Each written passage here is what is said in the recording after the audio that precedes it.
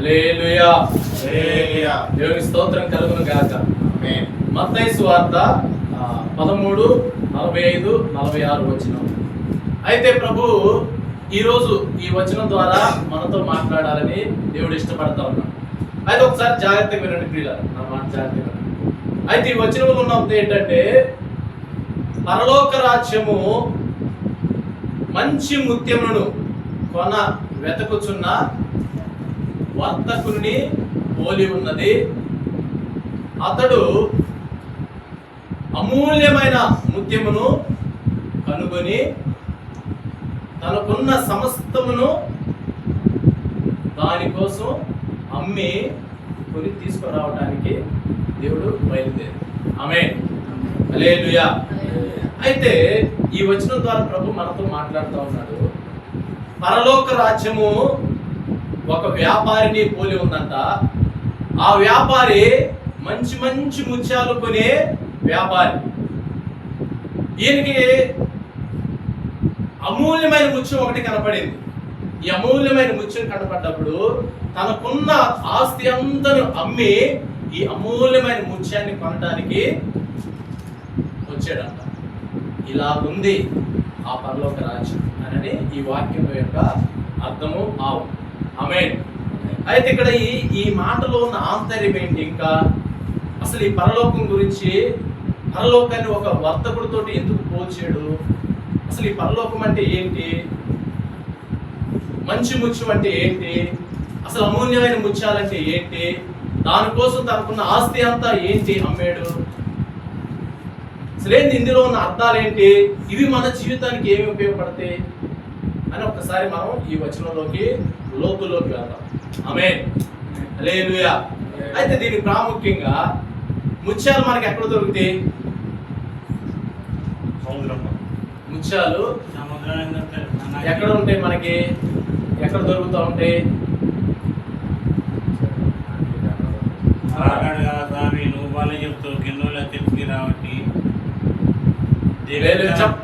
తెలిసిన డైరెక్ట్ ఇటు చెప్పండి, నాతో చెప్పండి. మీకు తెలిస్తే డైరెక్ట్ నాతో చెప్పండి. దేవి తలంబ్రాలు ఎక్కడ పడతాయి? అక్షింతలు కాదు, ముత్యాలు. ఆ ముత్యాలు ఎక్కడైతే తెస్తారు అవి అక్కడ దొరుకుతాయి మనకు. ఎక్కడ? ఇది తలంబ్రాలు పడి అక్కడ దొరుకుతాయి. హల్లెలూయా. దేవుని స్తోత్రం కలుగును గాక. నేను చెప్తా జాగ్రత్తగా. ఆమేన్. ముత్యాలు సాధారణంగా పెద్ద పెద్ద నదులలోనూ మహా సముద్రాల్లోనూ ఈ ముత్యాలు మనకు దొరుకుతాం. అయితే దేవుడు ఈ వచనంలో ముత్యాల్ని మాట్లాడుతూ ఉన్నాడు. మంచి ముత్యాలు, అమూల్యమైన ముత్యాలు. పరలోక రాజ్యము అలా ఉందంట. ఇట్లా చెప్తా ఉన్నాడు దేవుడు. అయితే అసలు ముత్యాలతో ఎందుకు పోల్చాడు దేవుడు? అసలు ముత్యాలు ఎక్కడ దొరుకుతాయి ఏంటి అని మనం గమనిస్తే, ముత్యాలు సాధారణంగా సముద్ర గర్భంలో దొరుకుతూ ఉంటాయి. సముద్ర గర్భంలో ఆలు చిప్పలు అని అంటారు, తెలుసా? ఆలు చిప్పల్లో వాటిల్లో ఈ ముత్యాలు తయారవుతాయి.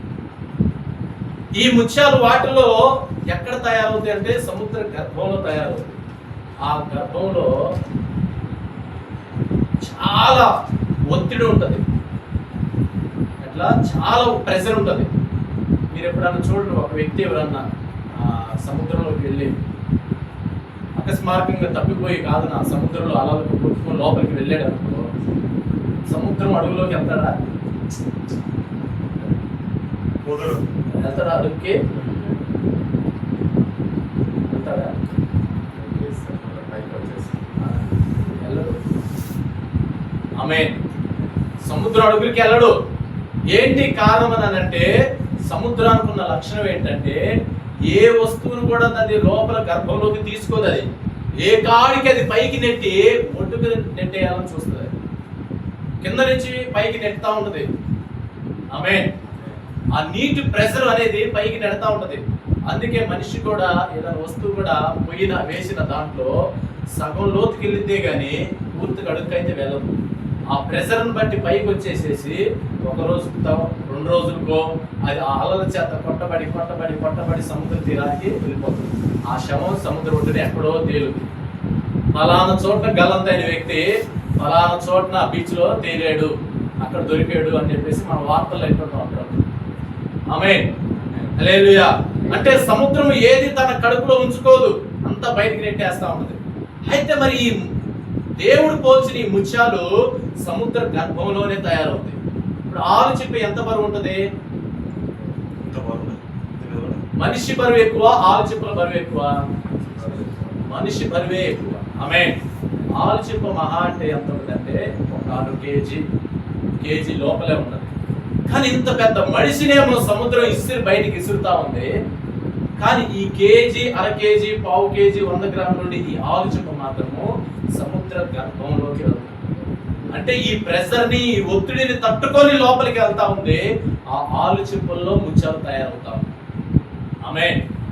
అయితే ఈ ఆలు చిప్పల్లో వచ్చిన ముత్యాలు ఆ తర్వాత కొంతమంది వ్యాపారులు బయటికి తీసుకొచ్చి చాలా చాలా ఖరీదుకి అమ్ముతా ఉంటారు. వాటిని ₹1,00,000, 2 లక్షలు, 50,000, 10 లక్షలు. ఈ ముత్యాల హారాలు, ముత్యాల ఉంగరాలు, ముత్యాల ఆభరణాలు ఈ రకరకాలుగా తయారు చేసేసి మార్కెట్లో అమ్ముతా ఉంటారు.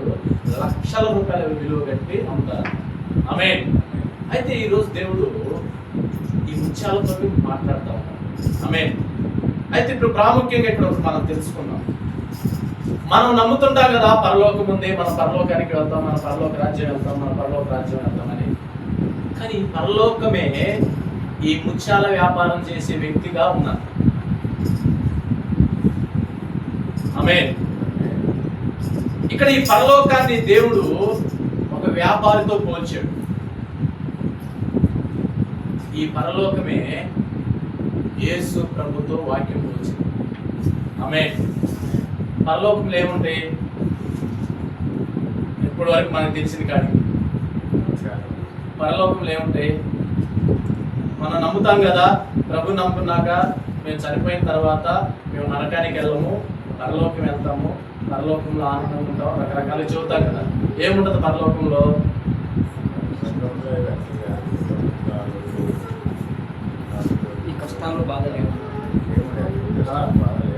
హల్లెలూయా. అయితే ఇక్కడ వాక్యంలో ప్రభు అంటా ఉన్నాడు, ఆ పరలోకమే భూమి మీదకి వచ్చిందంట. ఆమేన్. మనమేమి నమ్ముతాం, మనమేమి విశ్వసిస్తామంటే పరలోకం మనం చనిపోయిన తర్వాత వెళ్తాం పైకి, అది పరలోకాన్ని నమ్ముతాం మనం. కానీ ఈ పరలోకమే మన మధ్యలోకి వచ్చేసేసింది. నమ్ముతారా ఈ మాట? నమ్ముతారా? యేసు ప్రభువే చెప్పాడు ఆ మాట. ఒకసారి నా వచనం చూపిస్తాడు.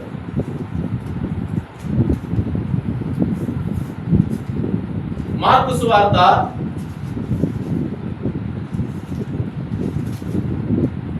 1వ అధ్యాయం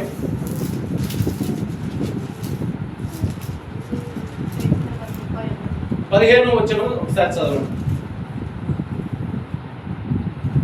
మార్కు సువార్త కాలము సంపూర్ణమై ఉన్నది, దేవుని రాజ్యము సమీపించి ఉన్నది, దేవుని రాజ్యము సమీపించి ఉన్నది, మారు మనసు పొంది సువార్త నమ్ముడని చెప్పుచు దేవుని సువార్తను ప్రకటించుచు ఆ గలిలయకు వచ్చెను. ఆమేన్. దేవుని రాజ్యం అన్నా పరలోక రాజ్యం అన్నా ఒకటే. యేసు ప్రభు అంటా ఉన్నాడు, భూమి మీదకి వచ్చినాక కాలం సంపూర్ణం అయిపోయింది. దేవుని రాజ్యము, పరలోక రాజ్యము మీ యొద్దకు సమీపించి ఉంది, అంటే మీ దగ్గరకు వచ్చి ఉన్నది. మీరు మారు మనసు పొంది ఈ సువార్త మీరు నమ్మండి, ఈ మాటలు మీరు ఆలకించండి. ఆమేన్ అని యేసు ప్రభు చెప్తా ఉన్నాడు. పరలోక రాజ్యమా, దాని గురించి మేము చాలా విన్నాం, చాలా అద్భుతంగా ఉంటుంది, చాలా అట్లా ఉంటుంది, ఇట్లా ఉంటుంది అని మేము విన్నాం. కానీ మా దగ్గరకు వచ్చిందా, మాకు సమీపించిందా అని కొంతమంది వ్యక్తులు ఆశ్చర్యపోయి చూస్తా ఉన్నారు. ఏది, ఎక్కడున్నది, ఎటుంది, ఎక్కడ, ఏంటి, ఎలా ఉంటుంది? అది చెట్లు బాగుంటాయా, కాయలు బాగుంటాయా, పండ్లు బాగుంటాయా? ఆమేన్. హల్లెలూయా. ఒకసారి దేవుడు సువార్త చెప్తా ఉన్నప్పుడు ఒక ఆమె కలిసింది. దేవుడు అమ్మ మందిరానికి రండి, దేవుడు సన్నిధికి రండి, దేవుడు మిమ్మల్ని అన్ని విధాలుగా ఆశీర్వదిస్తాడు, దీవిస్తాడు, మీ కష్టాలన్నీ తీరుస్తాడు, మీ పాపాలన్నీ తొలగిస్తాడు, మిమ్మల్ని పరలోక రాజ్యం తీసుకెళ్తాడు, ఈ భూమి మీదనే గొప్ప సంతోషాన్ని మీరు అనుభవిస్తారు అని దేవుడు సువార్త చెబుతా ఉంటే ఆ ముందు మాస్టర్ గారు ఓకే చర్చికి వస్తే బాగుంటుంది అంటున్నారు కదా, చర్చికి వస్తే ఏమిస్తారు మాకు, చర్చికి వస్తే ఏమిస్తారు అని అడిగి దేవుడు ఆశీర్వదిస్తారమ్మనంటే కాదు చర్చికి వస్తే ఏమిస్తారు అని అడిగి మేము ఫలానా చర్చికి వెళ్ళాము, అక్కడ మాకు బట్టలు పెట్టి ఇస్తారు, ఏదో ప్లేట్లు అలాంటివి ఇచ్చేవాళ్ళు మాకు, మీ చర్చికి వస్తే మాకు ఏమిస్తారు, ఇస్తారా మాకు అని ఆమె అడిగి. హల్లెలూయా. అమ్మ చర్చిలో దేవుడు ఆశీర్వాదం, దేవుడు దీవెన అంటే నీ కష్టాలు ఏమున్నాయో దేవుడు వాటి నుంచి బయటపడే మార్గం చెప్తాడు, నీకు ఇంకా ఏ ఇబ్బందులు ఉన్నాయో వాటన్నిటినీ తీర్చే గొప్ప శక్తిని ఇస్తాడు. ఆమేన్. హల్లెలూయా. దేవుడు నమ్ముకుంటే అసలు నీకున్న దరిద్రం, నీ పాపమే నీ నుంచి వెళ్ళిపోతుంది ఈ స్వార్థ నుంచి. కానీ ఆమె ఏమి ఇస్తారు మాకు అక్కడికి బస్సు పెట్టి తీసుకెళ్తారు, అక్కడికి ఇక్కడ మన దగ్గర బస్సులే ఉండవుందండి, ఇక్కడ దగ్గరలోనే దేవుడు ఇచ్చాడుగా మనకు కాళ్ళు, మేము వాటితోనే రావాలి, లేదు మీకు ఏదైనా వెసులుబాటు ఉంటే దాంతో రావాలి. ఆమె సరే భాష అంటే ఇక లేదు అడ్రస్. ఆమె అయితే ఇక్కడ దేవుడు అంటా ఉన్నాడు, పరలోక రాజ్యం మీకు సమీపించి ఉన్నది, మీరు పరలోక రాజ్యాన్ని మీరు పొందుకోవడానికి మీరు మారు మనసు కలిగి ఉన్నారు. దేవుడు పరలోక రాజ్యం గురించి చెబుతా ఉంటే మనుషులు దేని గురించి ఆలోచిస్తున్నారంటే లోక సంబంధమైన వాటి గురించి ఆలోచిస్తున్నారు. ఏమి ఇస్తారు మాకు, ప్లేట్లు ఇస్తారా, బట్టలు ఇస్తారా, లేకపోతే ఇంకోటి ఇస్తారా. అరే బాబు వాటన్నిటికంటే విలువైంది పరలోక రాజ్యము, దాని గురించి నువ్వు తెలుసుకో. పరలోక రాజ్యమా ఎలా ఉంటుంది, దాని గురించి నేను తెలుసుకోవాలి, దాన్ని నేను పొందుకోవాలని ఈ ఆసక్తితో నువ్వు రావాలి. ఆమేన్. అప్పుడు ఈ దుప్పట్లు కాదు, ఈ బట్టలు కాదు, ఈ ప్లేట్లు కాదు, నీకు కావాల్సింది నీ జీవితానికి ఉపయోగపడేది పరలోక రాజ్యం. ఆమేన్. ఇది నువ్వు పొందుకుంటావు. దేవునికి స్తోత్రం కలుగునుగా. అయితే ఇక్కడ యేసు ప్రభు పరలోకం సమీపించింది అన్నాడు కదా, ఏంటి పరలోకం అని అంటే ఒక్కసారి లూకా సువార్త 20వ వచనం చదవండి. లూకా సువార్త 20వ వచనం.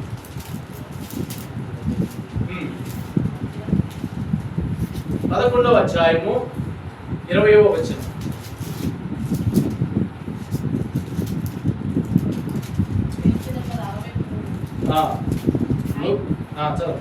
అయితే నేను దేవుని ప్రేమతో దయ్యములను వెళ్ళగొట్టుచున్న ఎడల నిశ్చయముగా దేవుని రాజ్యం మీ యొద్దకు వచ్చి ఉన్నది.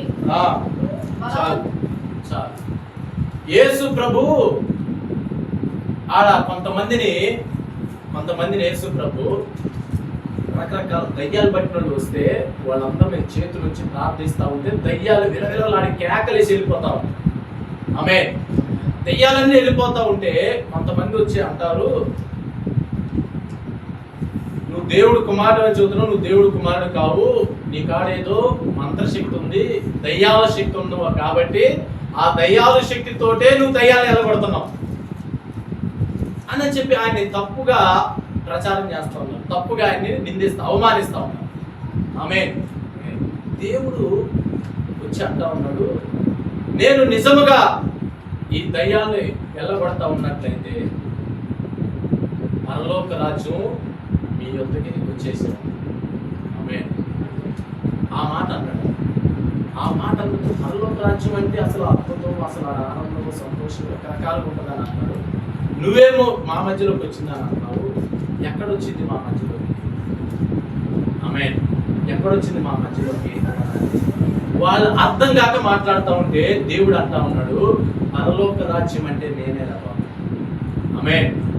నేనే పరలోక రాజ్యాన్ని, నేనే మీ యొద్దకు వచ్చాను, మీ యొద్దకు వచ్చినప్పుడు మీరు రకరకాల దయ్యాల చేత, రకరకాల రోగాల చేత, రకరకాల ఇబ్బందుల చేత, మీ పాపం అనే శాపం చేత మీరు మనశ్శాంతి లేక, నెమ్మది లేక అనేక తిప్పలు పడతా ఉంటే, నేను మీ యొద్దకు వచ్చి నేను మిమ్మల్ని ముట్టినప్పుడు, స్వస్థపరిచినప్పుడు దయ్యాలు వెళ్ళిపోతా, మీరు శాంతి, నెమ్మదిని, ఆనందాన్ని పొందుకుంటా ఉన్నారు. ఆమేన్. మీరు ఈ భూమి మీదనే పరలోక రాజ్యంలో ఉన్న సంతోషాన్ని మీరు అనుభవిస్తా ఉన్నారు. హల్లెలూయా. దేవునికి స్తోత్రం కలుగును గాక. ఈ పరలోకమే మన యేసయ్య. ఆయన మాట్లాడుతూ ఉంటే ఆయనే పరలోకం అని గ్రహించలేకపోతా ఉన్నారు. హల్లెలూయా. ఈరోజు దేవుడు మాట్లాడుతూ ఉన్నాడు, పరలోక రాజ్యం అంటే ఎక్కడో లేదు. మనం ఆరాధిస్తున్న మన యేసయ్యే, మన మధ్యలోకి వచ్చిన యేసయ్యే మన పరలోక రాజ్యం. ఇంకొక వచనం మీకు చూపిస్తాను. 17వ అధ్యాయము లూకా సువార్త 20వ వచనం. 17వ అధ్యాయము 20వ వచనం చదువు. దేవుని రాజ్యం ఎప్పుడు, దేవుని రాజ్యము అంటే దేవుని పరలోక రాజ్యం ఇప్పుడు ఎప్పుడు వచ్చునని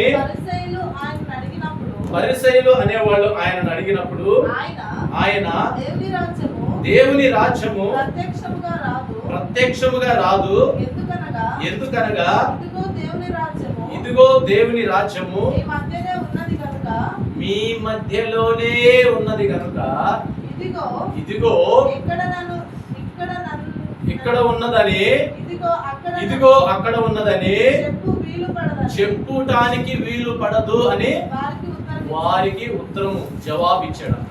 ఆమేన్. ఈ పరలోక రాజ్యమే మీ మధ్యలోకి వచ్చి ఉన్నది, ఇది మీరు గ్రహించండి. ఆమేన్. ఇక ప్రత్యేకంగా లేదు, పరలోక రాజ్యం అనేది ప్రత్యేకంగా లేదు, మీ మధ్యలోనికే వచ్చింది. ఏంటి ఆ పరలోక రాజ్యం అంటే, నేనే ఆ పరలోక రాజ్యం. ఆమేన్. నేనే ఆ పరలోక రాజ్యాన్ని.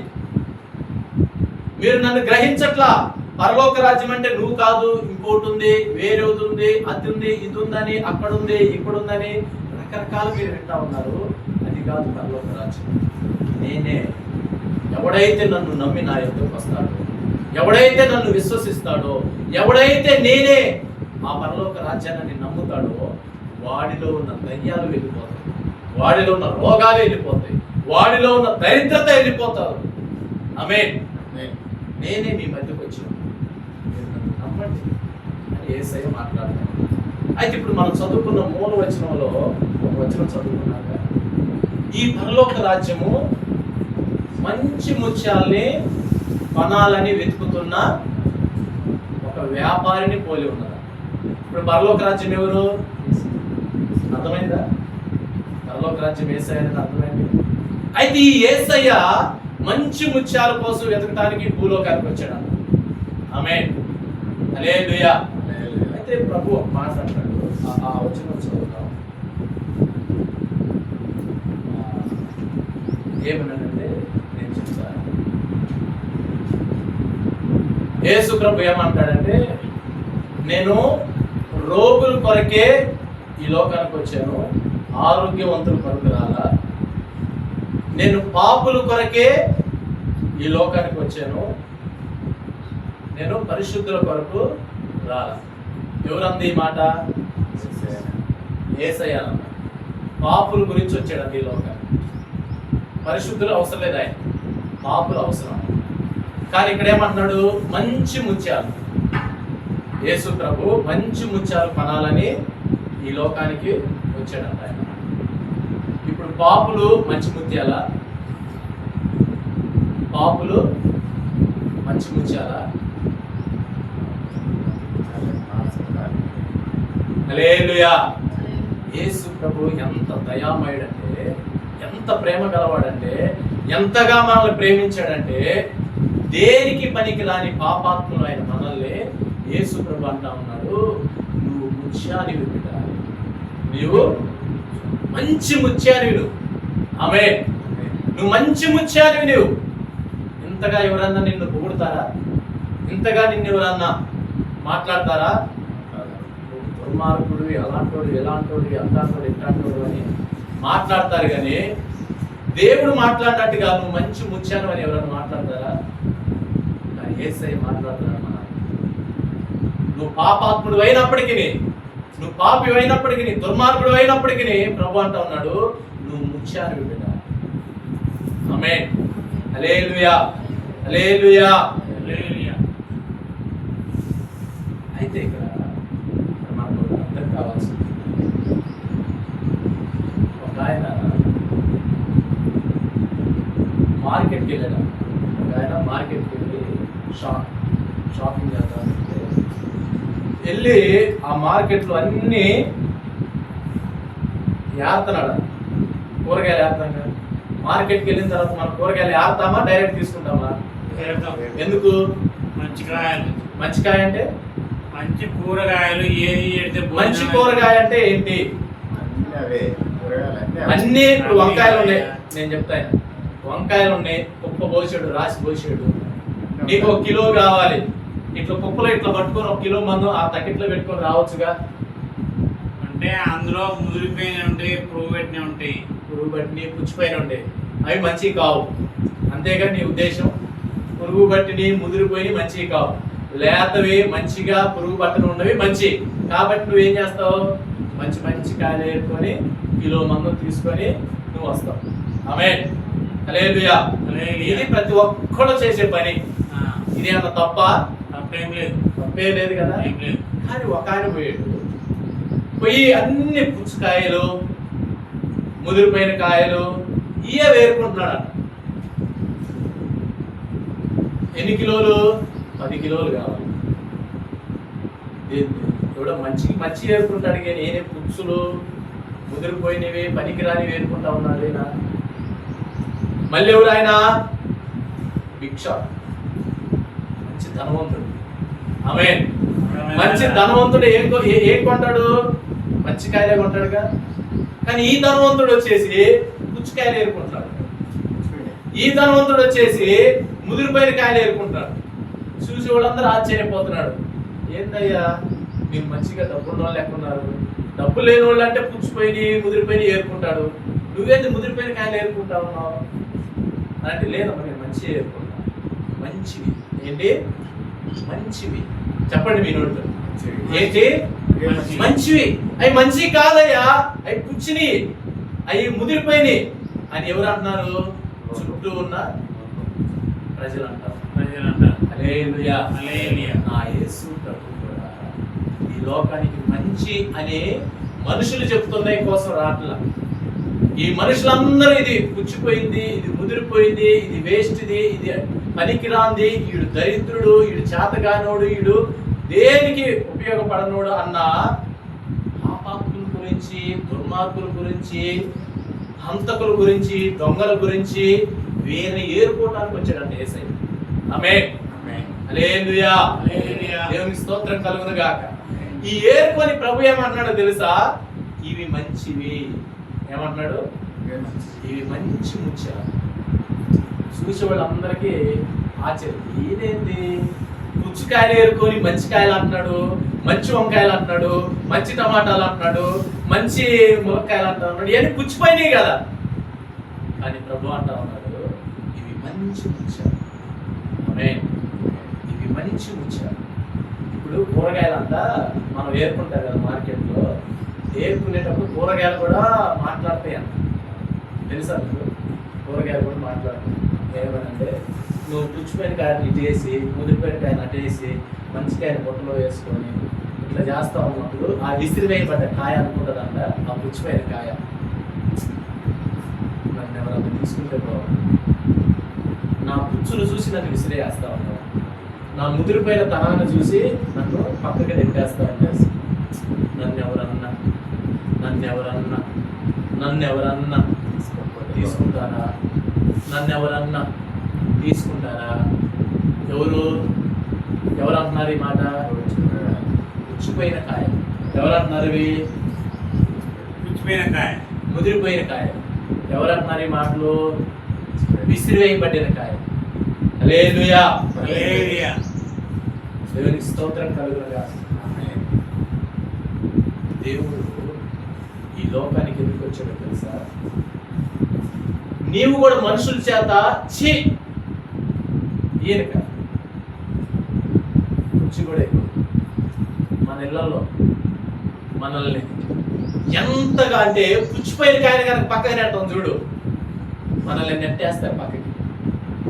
ఏ మరిది నీతో చెప్పాలా, వదలు నీకు ముద్ద పెట్టడమే దండగా అంటారా అట్లా? మన ఇంట్లో అవతల పో, నీకు బట్టతుడివే దండగా, అవతల పో. మనం తృణీకరించబడ్డాం, విసిరివేయబడ్డాం, ఎగతాళి చేయబడ్డాం. దేనికి పని రాకుండా మనల్ని అందరూ మనల్ని అవహేళన చేసి పక్కకి నెట్టేసేసి ఆమె.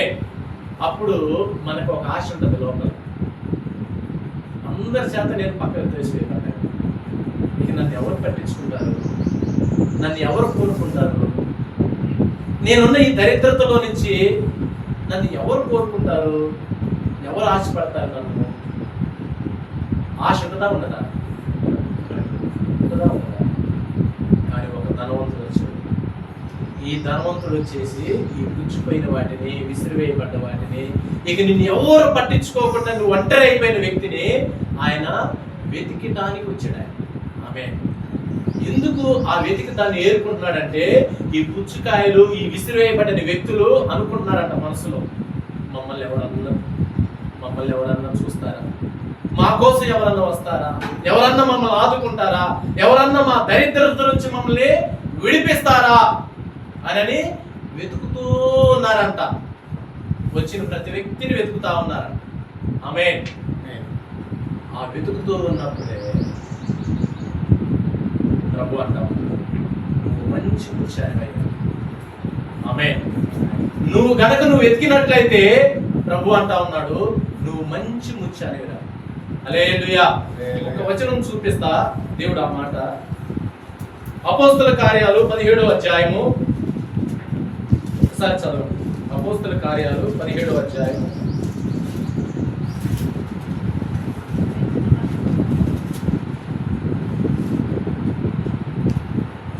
27వ వచనం ఒకసారి చదవండి.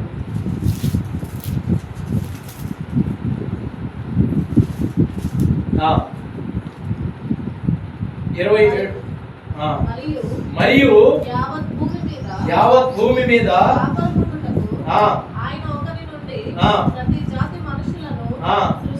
సృష్టించి వారు ఒకవేళ దేవునిని తడువులాడి కనుగొందురో అని నన్ను వెతకు నిమిత్తము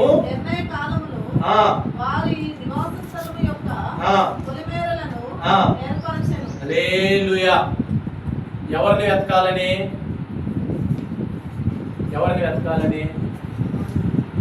దేవుణ్ణి వెతకాలని మనుషులందరూ ఎవరైతే దేవుని వెతుకుతారో వారి దగ్గరికి వెళదామని దేవుడు చూస్తా ఉన్నాడంట. ఆమేన్. హల్లెలూయా. ఇంకో వచనం చదవండి. 51వ అధ్యాయము కీర్తన గ్రంథము 53వ అధ్యాయం 2వ వచనం ఒకసారి చదవండి. వివేకము కలిగి దేవునిని వెతుకువారు కలరేమో అని ఆకాశం నుండి దేవుడు ఆమేన్. ఆకాశం నుండి దేవుడు అంట చూస్తా ఉన్నాడంట. ఎవరి వైపు? మనుషుల వైపు. ఎందుకు చూస్తున్నాడంటే, ఎవరైనా వివేకంగా దేవుడు ఉన్నాడా, దేవుడా అని నా వైపు చూస్తారా అని ఆకాశం నుండి చూస్తా ఉన్నాడంట దేవుడు. ఆమేన్. దేవుడు పైనుంచి చూస్తా ఉన్నాడు. ఇప్పుడు కొన్ని పుచ్చిపోయిన కాయలు ఎటు చూస్తేనే, ఎవరన్నా మమ్మల్ని తీసుకెళ్తారా, ఎవరన్నా మమ్మల్ని ఏరుకుంటారా, ఎవరన్నా మమ్మల్ని కొంటారా అని పుచ్చిపోయిన కాయలు చూస్తున్నట్టుగా లోకములో దరిద్రులు, లోకములో పాపాత్ములు, లోకములో దిగజారిపోయి అనేక కష్టాలు, రోగాలు, ఇబ్బందులు, తిప్పలు పడుతున్న వాళ్ళు ఎటు చూస్తారు?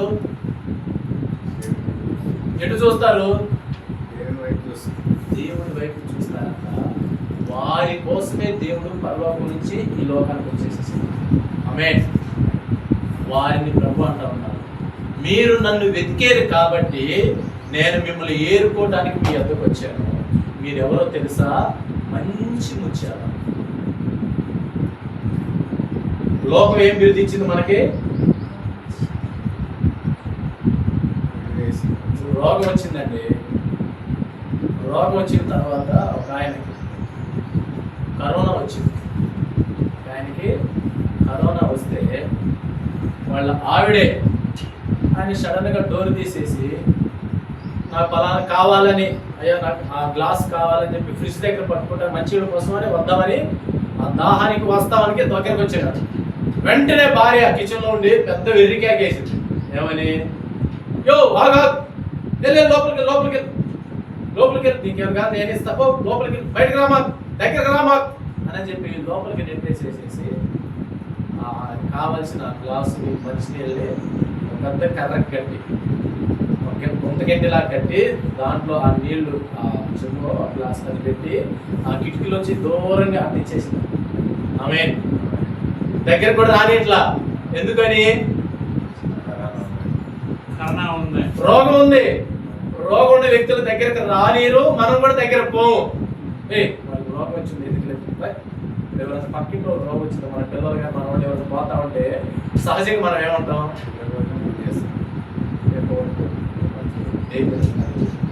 రోగం వచ్చింది పోవద్దు అని ఇంట్లో పంపిస్తాం. వాళ్ళ దగ్గరికి ఊరిపోరు. అప్పుడు వాళ్ళు ఎటు చూస్తారంటే ఆమేన్. ఆ దేవుడి వైపు చూసిన వ్యక్తుల్ని దేవుడు ఏమని పిలుస్తున్నాడు తెలుసా? మంచి ముత్యాలు. ఆమేన్. మంచి ముత్యాలు ఆయన. హల్లెలూయా. ఎందుకు ఈ మాట మాట్లాడారంటే భూమి మీద పుట్టిన ప్రతి ఒక్కడు దేవుడిని వెతకాలని దేవుడు ఆలోచన చేశాడు. కానీ మనుషులు దేవుడిని వెతకట్లా. ఎవరిని వెతుకుతూ ఉన్నారంటే లోకం మీద పడి వాళ్ళకి మంచి జ్ఞానము, మంచి బలము, మంచి శక్తి, మంచి వస్తువులు దేవుడు సమకూరుస్తున్నాడు. సమకూర్చిన తర్వాత వీళ్ళు ఎటు చూస్తున్నారు?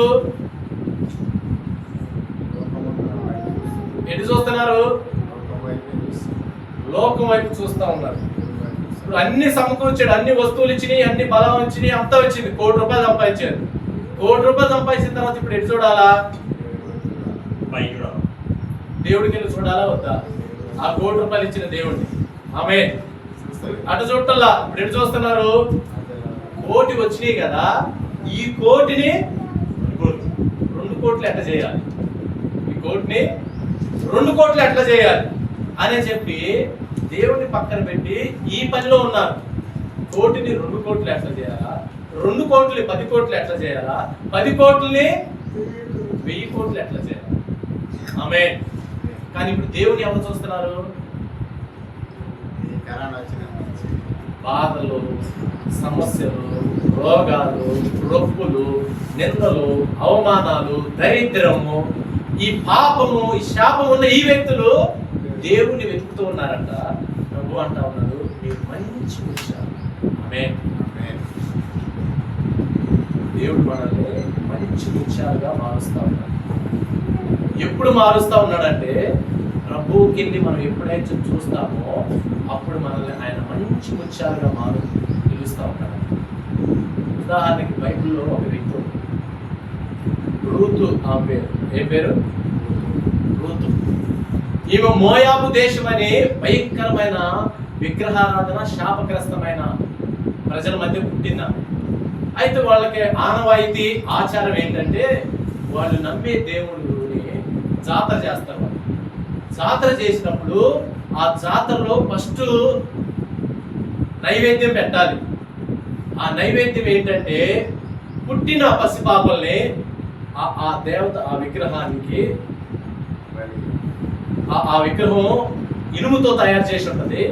ఆ విగ్రహం కింద పెద్ద మంట, ఆ విగ్రహం మొత్తం, ఆ ఇనుముతో ఉన్న విగ్రహం మొత్తం, ఆ ఇనుముని ఎక్కువగా మంటలో పెడితే ఎట్లా వస్తుంది? ఎర్రగా నిప్పు కణికలాగా మండుతూ ఉండదు. ఈ విగ్రహం కూడా ఆ నిప్పుకి కాలి కాలి కాలి ఎర్రగా నిప్పు కణికలాగా మారిపోయింది. ఎవరు? వీళ్ళు ఆరాధించే దేవుడు అనే విగ్రహం ఎర్రగా నిప్పు కణికలాగా మారింది. ఆ విగ్రహం ఎట్లా ఉంటుంది అంటే ఇలా ఉంటుంది, చేతులు ఎట్లా ఉంటుంది. ఇప్పుడు వీళ్ళు ఆ దేవుని ఆరాధిస్తారు. ఇప్పుడు ఆ దేవుని ఆరాధించడానికి వీళ్ళు ఫస్ట్ నైవేద్యం ఏం పెట్టాలంటే ఒక పసిబిడ్డని తీసుకొచ్చి ఆ చేతుల్లో పెట్టాలి. ఎవరిని? పసిబిడ్డని తెచ్చి ఆ ఎర్రగా కాలుతున్న ఆ విగ్రహం యొక్క చేతుల్లో పెడితే ఆ పసిబిడ్డ ఆ అగ్నికి, ఆ వేడికి కెవ్వమని కేకేసేసి మాడి మసిబొగ్గ అయిపోతే అప్పుడు వాళ్ళు సంతోషించి ఆనందంగా డప్పులు కొట్టి మందులు తాగి చిందులు వేసి మా దేవత మా బిడ్డను తీసుకుంది, మా నైవేద్యం తీసుకుందని చెప్పి చిందులు దొరికి ఆమెనే దేవత, దేవుడు అని ఆరాధన చేస్తారు. ఇది ఆమె చూసింది చిన్నప్పటి నుంచి. అది చూసినప్పుడు చిన్నప్పుడు ఏదో అనుకుంది, కానీ ఊహ పెరిగే కొద్దీ ఆమెకి తెలివి వచ్చినాక అది చూస్తున్నప్పుడు ఆమె గుండె తరుక్కుపోతాం. పసిబిడ్డ కివ్వమని కేకేసేసి బూడిదలాగా మారిపోతా ఉండేసరికి బాధపడతా, ఏడుస్తాం. ఎందుకు ఎందుకు ఎందుకు అని అంటే, ఏదైతే మనం దేవుడని నమ్ముతున్నామో ఆ దేవుడు ఒక పసిబిడ్డని బలి తీసుకోవటం ఏంటి? ఆ దేవుడు ఒక పసిబిడ్డ ప్రాణాన్ని తీయటం ఏంటి? దేవత అంటే, దేవుడు అంటే ఇలా ఉండడు. దేవుడు అనేవాడు ప్రాణాన్ని పోస్తాడు. దేవుడు అనేవాడు దరిద్రతలో నుంచి విడిపిస్తాడు. దేవుడు అనేవాడు తిరిగి జీవింప చేస్తాడు. కానీ ఈ దేవత ప్రాణాలను తీసుకుంటాం. ప్రాణాలు తీసుకుంటే దేవుడా దైవం? దెయ్యం. కానీ వాళ్ళు ఏమని ఆరాధిస్తున్నారు? దేవుడా. హల్లెలూయా, దేవునికి స్తోత్రం కలుగుగా. ఆమె దయ్యం ఆరాధన, దేవుడు కాదు.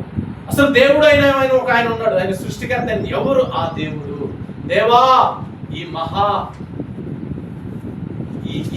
దుష్కార్యాన్ని నేను చూడలేకపోతున్నా, నిజంగా నువ్వు ఎక్కడున్నావు ప్రభా అని ఈ రూత్ అంట దేవుడు ఎక్కడున్నాడు అని వెతుకుతూ ఉందంట. దేవుడు ఒక రోజు దొరికాడు. ఆ దేవుడు దొరికిన తర్వాత యోధా దేశంలో ఉన్నాడు. ఆమేన్. ఈ దేవుడు యోధా దేశంలో ఉన్నాడని చెప్పి వెతికి ఆ దేవుడి దగ్గరికి వస్తే, ఆ వచ్చేటప్పుడు ఆమె ఎలా వచ్చింది అని అంటే, ఒక విధవరాలుగా, ఎవరు ఆధారం లేని దానిగా, ఒక ముసలామెకి అన్ని ఏమే కష్టం చేసి పెట్టేటట్టుగా వచ్చింది. ఆమె ఒక్క సంతోషం లేదు, సమాధానం లేదు. పోనీ దేవుడిని ఆరాధిస్తామంటే దేవుడి పరిస్థితి మరీ దరిద్రంగా ఉంది. కానీ దేవుడు కావాలి అని అంటే, ఎప్పుడైతే యేసు ప్రభు గురించి, దేవుడి గురించి విన్నదో, ఈ దేవుడు నాకు కావాలి, ఈ దేవుడు నాకు కావాలి, ఈ దేవుడు నా దరిద్రతను తొలగిస్తాడు, ఈ దేవుడు నన్ను మంచిగా ముత్యంలాగా మారుస్తాడు అని చెప్పేసి దేవుని వెతుక్కుంటూ యోధా దేశానికి వచ్చిందంట. విధవరాలనేమో సంసారిగా చేసేసి, బిడ్డలు లేని ఆమెని బిడ్డలు వచ్చేటట్టుగా చేశాడు. తినటానికి కూడా అడుక్కునే స్థితి గల ఆమెని ఒక మంచి సంపన్నురాలుగా మార్చి ఆమె రూపురేఖలు, ఆమె స్థితిగతులనే మార్చేసేసాడు. ఎప్పుడు? దేవుడిని వెతుక్కుంటూ వచ్చినాడు. దేవుడు ఈరోజు మనతో మాట్లాడుతూ ఉన్నాడు. నీవు గనక దేవుని వెతికే వ్యక్తివిగా ఉంటే, లోకము నిన్ను పుచ్చిపోయినోడుగా, నువ్వు పనికిరానోడుగా, నిన్ను ఏదో ఒక విషయం నిన్ను నెట్టివేసినా, కానీ ఈ పుచ్చిపోయిన కాయని ఏరుకునే ఒక సంపన్నుడు ఉన్నాడు. ఆయనే నజరేయుడైన యేసు. ఆమేన్. హల్లెలూయా. ఆయనను గనక నువ్వు వెతికితే ఆయన నిన్ను మంచి ముత్యంలాగా మార్చేస్తాడు. హల్లెలూయా. నిన్ను మంచిగా ఆశీర్వాదకరంగా నిన్ను మారుస్తాడు. దేవునికి స్తోత్రం కలుగునుగా. హల్లెలూయా. అయితే ఈ మంచి ముత్యాలు రూతు, ఎస్తేరు ఇలాంటి మనం కొన్ని బైబిల్లో చూస్తాం, ఈ మంచి ముత్యాలు. కానీ ఈ వ్యక్తికి, యేసు ప్రభుకి అమూల్యమైన ముత్యం ఒకటి కనపడదంట. అమూల్యమైన ముత్యం ఒకటి కనపడదంట. ఆ ఒక్కటి కనపడిన వెంటనే తనకున్న ఆస్తినంతా అమ్ముకొని ఆ ఒక్క దాన్ని కొనడానికి వచ్చాడు. ఆమేన్. ఎవరు ఆ అమూల్యమైన ముత్యాన్ని చూద్దామా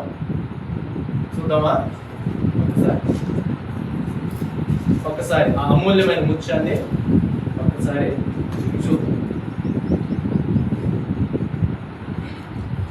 ఎఫెసీ పత్రిక 5వ అధ్యాయము 27వ వచనం చదువు. ఎఫెసీ పత్రిక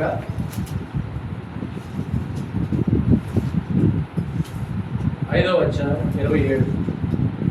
చూడండి. పురుషులారా, ఆ, మీరు మీ భార్యలకు 27వ వచనం. పురుషులా? 5:27. మీ భార్యలను ప్రేమించుడి. 27 ఫుల్ స్టాప్ నుంచి చదువు.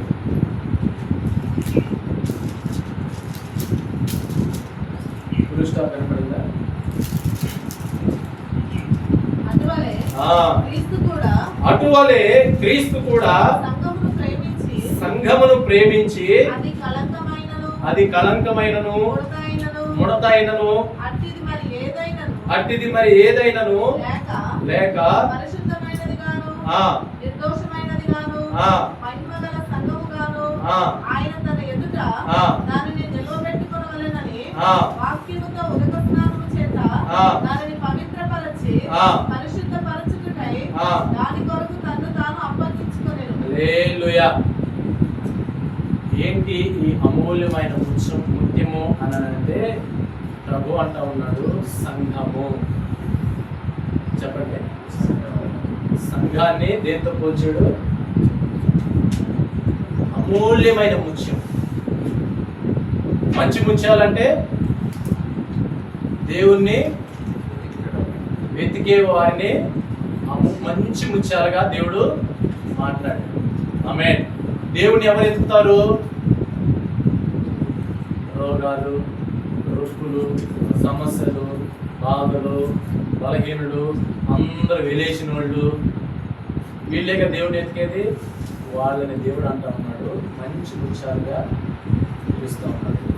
కానీ ఇక్కడ వాళ్ళందరినీ ఒక సంఘముగా దేవుడు సమకూర్చి ఈ సంఘాన్ని దేవుడు అంటా ఉన్నాడు అమూల్యమైన ముత్యము ఇది. ఆమేన్. ఈ అమూల్యమైన ముత్యమని ఎందుకు అంటా ఉన్నాడంటే ఈ సంఘములో అంట ముడత అయినా, దాగైనా, మత్సైన, కళంకమైన, నిందైన, అపవిత్రైతైనా ఏమి లేని కొంతమంది ఈ సంఘములో ఉన్నారంట. వారి కొరకు తనను తాను అప్పగించుకున్నాడంట యేసయ్య. తనను తాను అమ్మేసుకున్నాడంట యేసయ్య. హల్లెలూయా, హల్లెలూయా. అమ్మేసుకొని వారిని అమూల్యమైన ముత్యాలుగా ఆయన తన సన్నిధికి తీసుకుంటా ఉన్నాడు, పరిగణిస్తా ఉన్నాడు, పిలుస్తా ఉన్నాడు. ఏం అమ్మేసుకున్నాడు ఆయన అని అంటే ఒకసారి ఫిలిప్పీ పత్రిక చదువుదాం. ఆలోచన. ఫిలిప్పీ పత్రిక 2:6 వచనం చదవండి. 6 నుంచి 8 వరకు. ఆయన దేవుని స్వరూపము కలిగిన వాడై ఉండి ఆయన ఏమి అమ్ముకొని వచ్చాడంటే ఆయన దేవుడు స్వరూపం కలిగిన వాడు. దేవునితో సమానముగా ఉండుట, దేవుడితో కూడా సమానంగా ఉండటానికి విడిచిపెట్టకూడని అసలు అది విడిచిపెట్టకూడని గొప్ప భాగ్యమని ఎంచుకోలేదు. కానీ మనుషుడుగా పుట్టి దాసుని స్వరూపమును ధరించుకొని దాసుడుగా వచ్చి తనను తానే రిక్తునిగా చేసుకొని మరియు ఆయన ఆకారమందు మనుషుడుగా కనబడి మరణము పొందినంతగా ఎంతగా మరణం పొందే అంతగా అనగా శిలువ మరణమును పొందినంతగా విధేయత చూపిన వాడై హల్లెలూయా. యేసు ప్రభు దేవుడి స్థానములో ఉండి అది ఎవరు విడిచిపెట్టకూడని భాగ్యం. అసలు అది ఎవరు విడిచిపెట్టరు ఆ స్థానాన్ని. కానీ యేసు ప్రభు అంట ఈ సంఘం కొరకు ఈ అమూల్యమైన ముత్యం మనం చదువుకున్నాం మూలవాక్యంలో. అతడు అమూల్యమైన ముత్యాన్ని ఒక దాన్ని కనుగొని దానిని కొనటానికి, తనకున్న ఆస్తినంతా అమ్ముకోవటానికి, దాన్ని కొనటానికి వచ్చాడట. ఎవరు? ఈ ముత్యాల వ్యాపారం. ఈ అమూల్యమైన ముత్యాన్ని కొనటానికి తన ఆస్తినంతా అమ్ముకున్నాడు. యేసు ప్రభు ఈ సంఘాన్ని కొనటానికి తనకున్న ఆ సింహాసనాన్ని, దైవాన్ని పక్కన పెట్టి వదిలేసుకొని దాసుడిగా పుట్టి మన కోసం శిలువ మరణాన్ని పొంది ఈ సంఘాన్ని కొన్నాడు ఆయన. మీరు మీ సొత్తు కాదు, మీరు విలువ పెట్టి కొనబడిన వారు. ఆమేన్. ఈ వ్యాపారి మనల్ని తన రక్తం చేత కొని మనల్నంట కళంకం లేకుండా, మచ్చ లేకుండా, ఏమీ లేకుండా పరిశుద్ధంగా మనల్ని తీర్చిదిద్దుతున్నాడు. ఆమేన్. హల్లెలూయా, హల్లెలూయా, హల్లెలూయా, హల్లెలూయా. దేవునికి స్తోత్రం కలుగునుగా. ఉదాహరణకి దేవుడు అంటా ఉన్నాడు, ఈ సంఘం గురించి తన ప్రాణం పెట్టాను అన్నాడు కదా. కానీ ఈ సంఘము మొత్తము సంఘంగా ఆయన మాట్లాడాడు. ఒక మాట చదువు. మత్తయి సువార్త 22వ అధ్యాయము 14వ వచనం ఒకసారి చదవండి. మత్తయి సువార్త 22వ అధ్యాయము 14. కాగా పిలువబడిన వారు అనేకులు. ఎంతమంది అంట యేసు ప్రభు పిలిచింది? చాలా మందిని పిలిచాడంట. బిడ్డ రండి, నా మందిరానికి రండి. ఏర్పరచబడిన వారు కొందరే. ఆమేన్. చాలా మంది వస్తున్నారు సంఘానికి, యేసు ప్రభు దగ్గరికి. ఆమేన్. పిలువబడ్డారు, చాలా మంది సంఘానికి వస్తా ఉన్నారు, చర్చికి వస్తా ఉన్నారు. కానీ ఏర్పరచబడిన వారు కొందరే. ఆమేన్. దేవుడు అంటా ఉన్నాడు, వస్తున్నారు, మంచి ముత్యాలన్నీ వస్తాయి, పక్కనే అన్ని వదిలిపెట్టారు, యేసు ప్రభు దగ్గరకు వస్తున్నారు. వీటిని దేవుడు మంచి ముత్యాలుగా చెప్పాడు. కానీ ఈ మంచి ముత్యాలలో అమూల్యమైన ముత్యాలు ఉన్నాయంట. ఆమేన్. వాటి కోసం తన శక్తిని అంతా దారిపోసాడంట దేవుడు. ఆమేన్. ఏంటి ఈ అమూల్యమైన ముత్యాలు? వీటికి ఉన్న లక్షణం ఏంటి? మంచి ముత్యాలకి అమూల్యమైన ముత్యాలకి తేడా తెలుసా? మార్కెట్లో ముత్యాలు చాలా రకాలు ఉంటాయి. ముత్యాలన్నీ ఒకటే రేటు ఉండదు. ఉంటాయా? ఉంటాయా? వజ్రాలన్నీ ఒకటే రేటు ఉంటాయా? కొన్ని వజ్రాలు ₹1,00,000 వజ్రాలు ఉంటాయి, కొన్ని వజ్రాలు 10 లక్షల రూపాయల వజ్రాలు ఉంటాయి. కోహినూరు డైమండ్ కొన్ని వేల కోట్ల, అసలు దాని విలువే కోట్ల రూపాయలు. ముత్యాల్లో కూడా అమూల్యమైన ముత్యాలు ఉన్నాయి, అసలు వాటి విలువ లెక్క కట్టలేదు. ముత్యాలు 100 రూపాయలు కూడా ముత్యాల ధర దొరుకుతుంది, అవి కూడా ముత్యాలే. 1000 రూపాయలు కూడా ముత్యాలు దొరుకుతాయి, అవి కూడా ముత్యాలే. 10,000 రూపాయలకు కూడా ముత్యాల ధర దొరుకుతుంది, అవి కూడా ముత్యాలే. కానీ అమూల్యమైన ముత్యాలు ఉంటే అవి లక్షల్లో ఉంటే, అవి చాలా క్వాలిటీగా ఉంటే, అవి అస్సలు సిసలైన ఒరిజినల్. ఆమె దాని విలువ డిమాండ్ ఎక్కువ, దానికి డిమాండ్ ఎక్కువ. హల్లెలూయా. దేవుడు అలాంటి అమూల్యమైన ముత్యాలను అంటా ఉన్నాడు, ఇది నా సంఘం. ఆమె ఆ అమూల్యమైన ముత్యాలనే దేవుడు నా సంఘం, దాని కొరకే నా ప్రాణమును పెట్టాను, దాని కొరకే నేను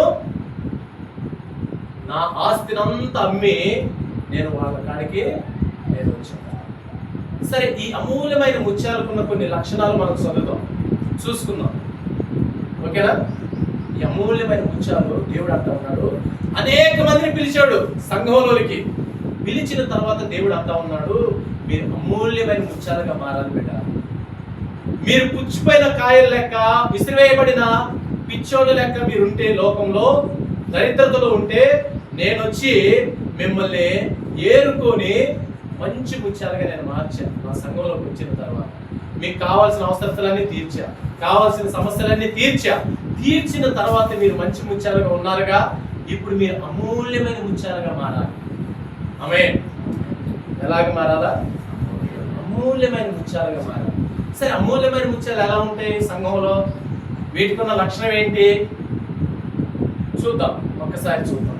ఈ అమూల్యమైన ముత్యాలకున్న ఒక 6 లక్షణాలు. మనలో ఈ అమూల్యమైన ముత్యంగా మనం ఉన్నామా, లేకపోతే మంచి ముత్యంగా ఉన్నామా? ఒకసారి చదువుతాం.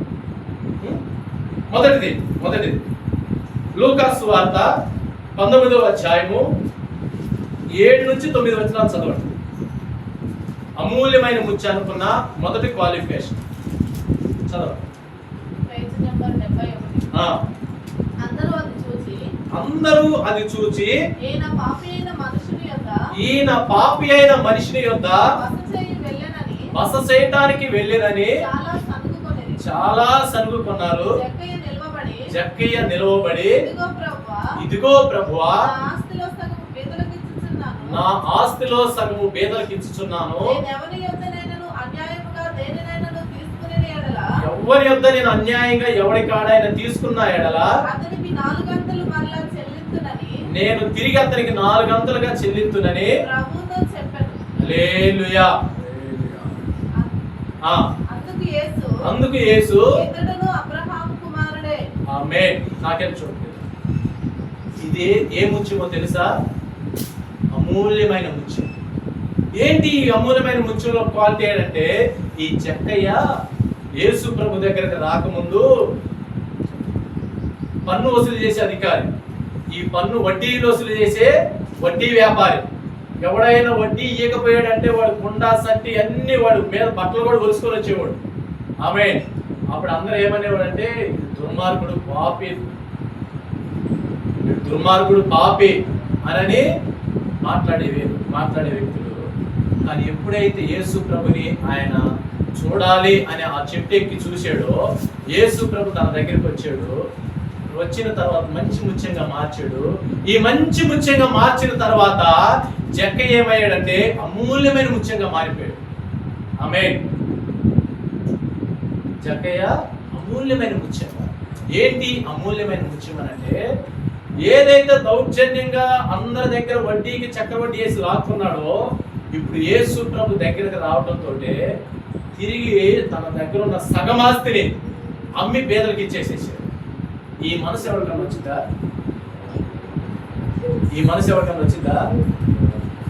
ఇంకా సగం ఆస్తి ఉంది కదా, ఆ సగం ఆస్తి కూడా నేను ఎవడెవడి దగ్గర అయితే అన్యాయంగా, ఎప్పుడు గతంలో మోసంగా దుర్మార్గంగా నాకున్న అధికారాన్ని బట్టి వాడి మీద దుమ్మిగా పడి 1కి 4 రెట్లు వసూలు చేశాను, తిరిగి నేను ఇప్పుడు వాడి దగ్గర 4 రెట్లు వసూలు చేసి 1 రెట్లు వసూలు చేశానుగా, తిరిగి నేను నా సగం ఆస్తిని 4 రెట్లు వాడికి ఇచ్చేస్తాను.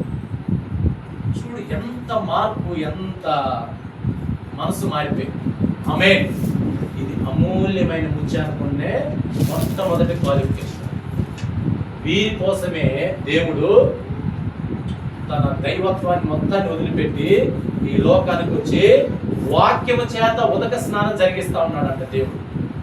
మనందరినీ ఒక సంఘముగా కూర్చోడు. దేనికనంటే, మీరు దేవుని వెతికారు కాబట్టి మంచి ముత్యాలుగా దేవుడి దగ్గరకు వచ్చారు. దేవుడి దగ్గరకు వచ్చిన తర్వాత మీ కష్టాలు, బాధలు, సమస్యలు, ఇబ్బందులు అన్నీ తీర్చాడు. తీర్చిన తర్వాత మీరు అమూల్యమైన ముత్యాలుగా మారాలని దేవుడు ఇష్టపడతాడు. ఏంటి అమూల్యమైన ముత్యాలంటే, మొట్టమొదటి క్వాలిఫికేషను సంపూర్ణమైన మారు మనసు. చెప్పండి.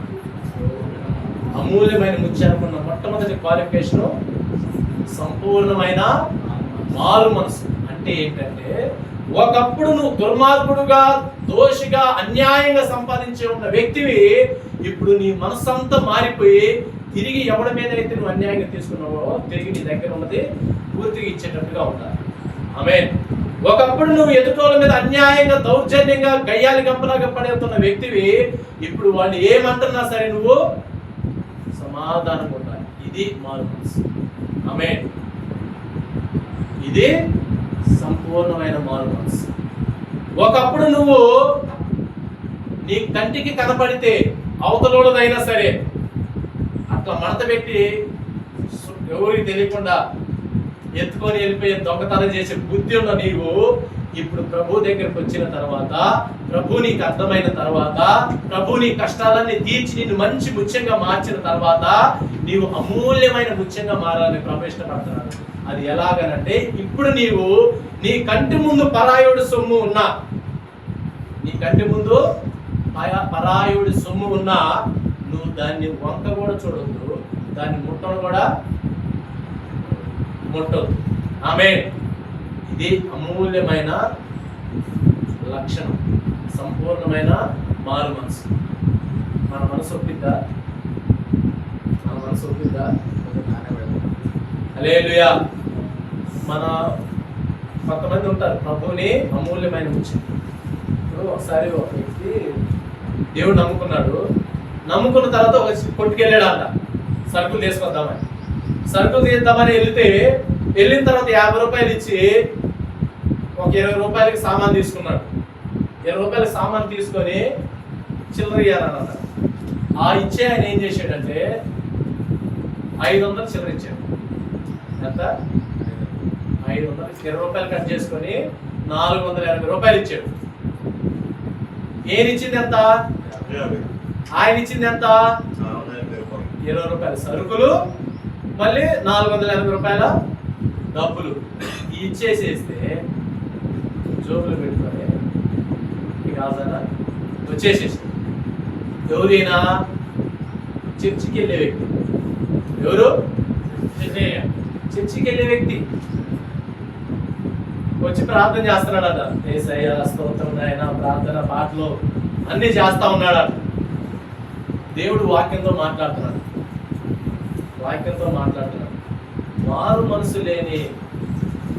మారు మనసుకు తగ్గ ఫలము లేని ద్రాక్ష చెట్టుకు అంటు కట్టబడి కారు ద్రాక్షలు కాసే ఓ దుర్మార్గుడు అనే వాక్యంతో మాట్లాడుతూ ఉంటే సూటిగా తగ్గుతుందంట, సూటిగా గుచ్చుకుంటుందంట. ఏంటి అంటే దేవుడు మాట్లాడుతూ ఉంటే అర్థమైపోయింది, అరే నేను దేవుడు నమ్ముకున్న తర్వాత ఎదుటోడి సొమ్ము ఆశించకూడదని దేవుడు చెప్పాడు కదా. నేను 50 రూపాయలు ఇస్తే ఆయన 480 రూపాయలు ఇచ్చినప్పుడు అరే ఆయనకి తెలియలేదు అని చెప్పి మెలకుండా జోబులో పెట్టుకొని నేను వచ్చేసేసాను.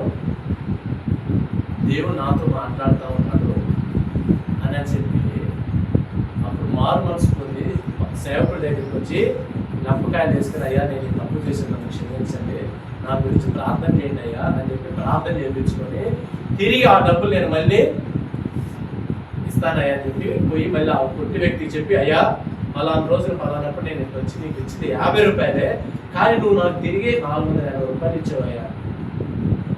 నేను ఆ రోజు నేను తెలిసి కూడా తీసుకొని వెళ్ళాను, నన్ను ఏమో అనుకోమాట, తిరిగి నన్ను దేవుడు మాట్లాడాడు, తప్పు చేసింది అని వస్తే నేను చర్చికి వెళ్తున్నాను, చర్చిలో దేవుడు వాక్యంతో నాతో మాట్లాడాడు, నాకు అది కరెక్ట్ కాదు అని చెప్పి తిరిగి ఆ 400 రూపాయలు ఆ షాప్లో ఇచ్చాడు. ఆమేన్. హల్లెలూయా. అది చూసిన వ్యక్తి నిజంగా మీ దేవుడు చాలా, ఆమేన్. నిజంగా నువ్వు దేవుడు నమ్ముకున్న వ్యక్తి అయితే నువ్వు సంపూర్ణమైన మారు మనసు నీలో వస్తుంది. ఎలాంటి మారు మనసు అంటే అన్యాయంగా నీకు వచ్చేది నువ్వు తిరిగి నువ్వు అవతలకి. ఆమేన్. ఇది అమూల్యమైన ముత్యంలో ఉన్న మొట్టమొదటి క్వాలిఫికేషన్. ఈ లక్షణం నీలో ఉందా లేదా నువ్వే పరిశీలన చేసుకో. హల్లెలూయా. తర్వాత రెండో లక్షణము లూకా సువార్త 17వ అధ్యాయము 17వ వచనం చదువున్నా త్వరగా. అయిపోయింది. అందుకు యేసు 10 మంది కుష్ఠరోగులు శుద్ధులయ్యారు కదా, మంచిగా అయ్యారు కదా.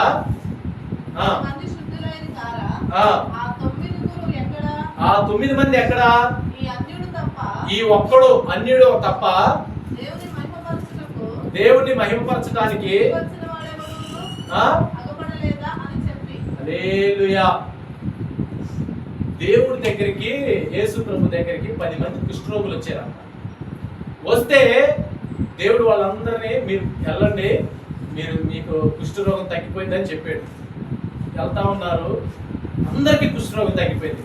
వెళ్తా ఉన్నాగా అందరూ తగ్గిపోయిన వెంటనే ఆ 10 మందిలో ఒకడు వెనక్కి రిటర్న్ తిరిగి మళ్ళీ తిరిగి యేసు ప్రభు దగ్గరికి వచ్చి, ప్రభువా అయ్యా, నిజంగా నువ్వు చెప్పినట్టుగా మా కృషి తగ్గిపోయింది, మంచిగా అయిపోయాం అయ్యా, నీకు వందనాలు అయ్యా, నువ్వు దేవుడు అయ్యా అని చెప్పి దేవుణ్ణి పొగుడుతున్నాడు, ఘనపరుస్తున్నాడు, స్తోత్రాలు చెల్లిస్తున్నాడు, దేవుడిని ఆరాధిస్తా ఉన్నాడు.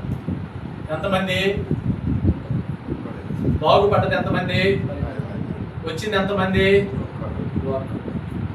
ఆమె యేసు ప్రభు అడుగుతా ఉన్నాడు పక్కన ఉన్న శిష్యులు, మన దగ్గరకు వచ్చింది 10 మంది కదా, 10 మంది బాగయ్యారు కదా, కానీ వచ్చింది ఎంతమంది? ఈ ఒక్కడు, అన్యుడు ఒక్కడే వచ్చాడు, మిగిలిన 9 మంది ఎక్కడ? ఆమె దేవుడు అంటా ఉన్నాడు, పిలువబడిన వారు అనేక మంది వచ్చారు, కానీ ఏర్పరచబడిన వాడు ఒక్కడే.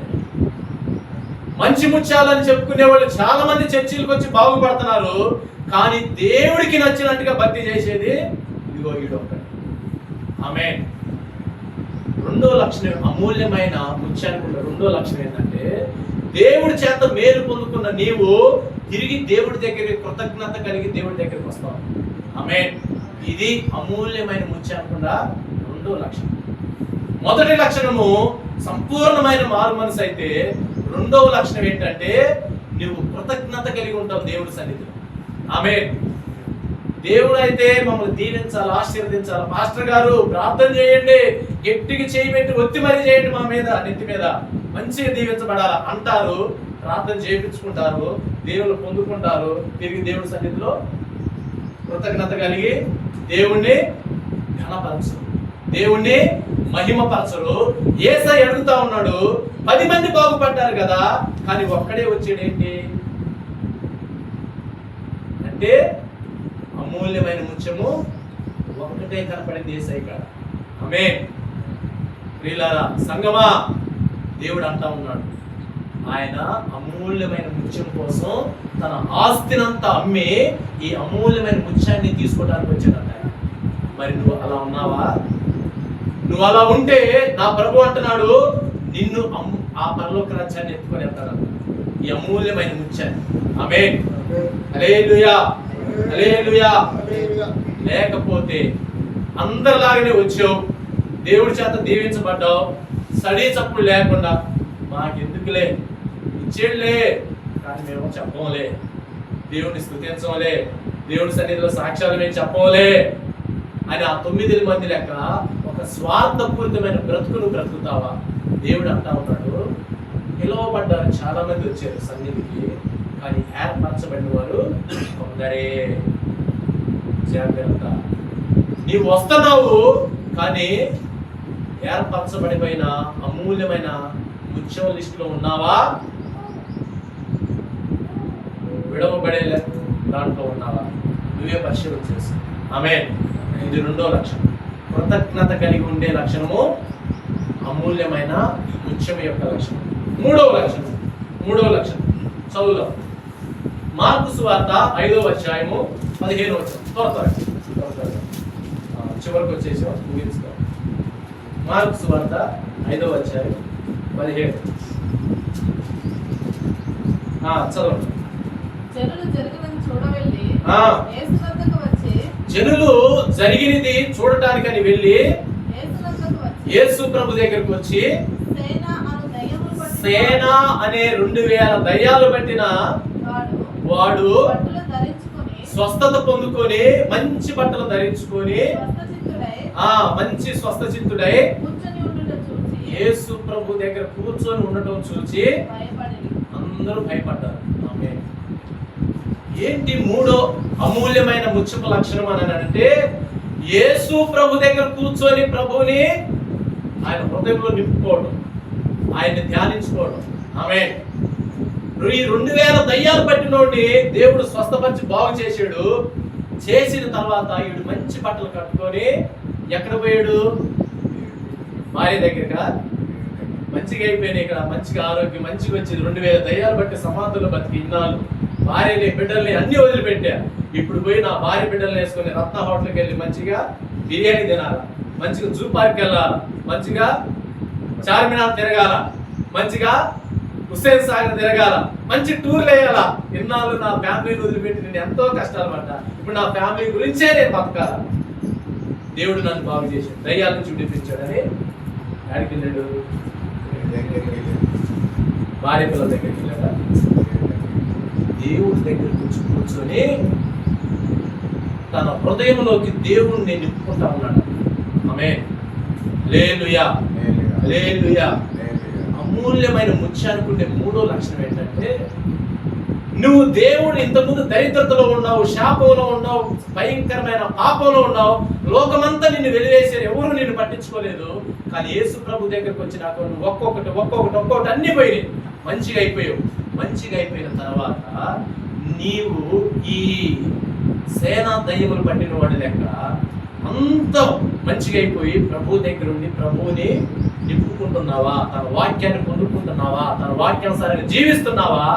లేకపోతే మంచిగా అయిపోయా, మంచిగా దేవుడు మమ్మల్ని ఆశీర్వదించాడు. ఇప్పుడు నా భార్య బిడ్డలతోటి టూరయ్యా, ఏంటి ఆదివారం చర్చికి రాలేదు అని అంటే, మా ఫ్యామిలీ మంచిగా జూ పార్క్ వెళ్ళాలని ప్లాన్ చేసుకున్నాం.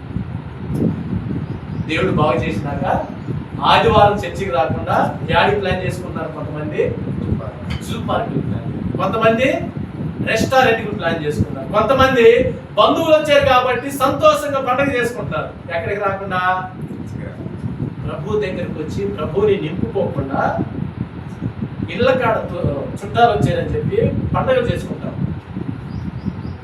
ప్రభు అంటా ఉన్నాడు, అమూల్యమైన ముత్యాన్ని నువ్వు అయితే నువ్వు ప్రభు దగ్గరకు వచ్చి ఆయన వాక్యం చేత నింపబడతావు, ఆయన చేత ఇంకా నింపబడతావు. ఇంకా నన్ను బాగు చేసింది నా దేవుడు కదా. చుట్టాలు ఎప్పుడు వస్తారు మన కాడికి? అప్పులు ఉన్నప్పుడు వస్తారా? రోగాలు ఉన్నప్పుడు వస్తారా? తిప్పులు ఉన్నప్పుడు వస్తారా? బాధలు ఉన్నప్పుడు వస్తారా? అందరూ వదిలేసి వెళ్ళిపోతారు. ఇప్పుడు పోతే వాడికి నేను డబ్బులు ఇవ్వాల్సి వచ్చిందేమో, ఇప్పుడు పోతే వాడికి నేను ఏదైనా చాకరీ చేయాల్సి వచ్చిందేమో అని ఎవడు నీ కంటికి కూడా కనపడరు. కానీ దేవుడి దగ్గర నువ్వు వచ్చి దేవుడు నిన్ను బాగు చేసి నిన్ను ఆశీర్వదించిన తర్వాత ఇప్పుడు వస్తారు ఎవరు? చుట్టాలు వస్తారు. ఈ చుట్టాలు వచ్చిన తర్వాత పనికిమాల బుద్ధి, మానవ బుద్ధి ఏంటంటే చర్చి ఎక్కొట్టి ఏది పాస్టర్ చేస్తాడు ఈయన. ఒక ఆదివారం రాకపోతే వెంటనే ఫోన్ చేసి ఏంటంటే చర్చికి రాలేదు, మా వరకు చుట్టాలు వచ్చారు, వాళ్ళ బంధువులు వచ్చారు, వాళ్ళకి కొంచెం చార్మినార్ తీసుకెళ్ళాలని, లేకపోతే జూ పార్క్ తీసుకెళ్ళాలి, లేకపోతే వాళ్ళు వచ్చారు కదా బాగుండదు అని చెప్పేసి రాలేదు అన్న. వచ్చేవాళ్ళు వస్తారు. ఎవరి కోసం నువ్వు డుమ్మా పడుతున్నావు? ఎవరి కోసం నువ్వు దేవుని వదులుకుంటున్నావు? ఎవరి కోసం నువ్వు దేవుని వదిలిపెడుతున్నావు? నిన్ను బాగు చేసిన దేవుడిని, నీలో ఉన్న 2000 దయ్యాలు పారగొట్టిన దేవుడిని నువ్వు వదిలిపెట్టి అవసరం ఉన్నప్పుడు నిన్ను వాడుకునే చుట్టాలని నువ్వు ఆసరా చేసుకుంటావు. ఇది ఎంత దౌర్భాగ్యం, ఇది ఎంత హీనమైన స్థితి.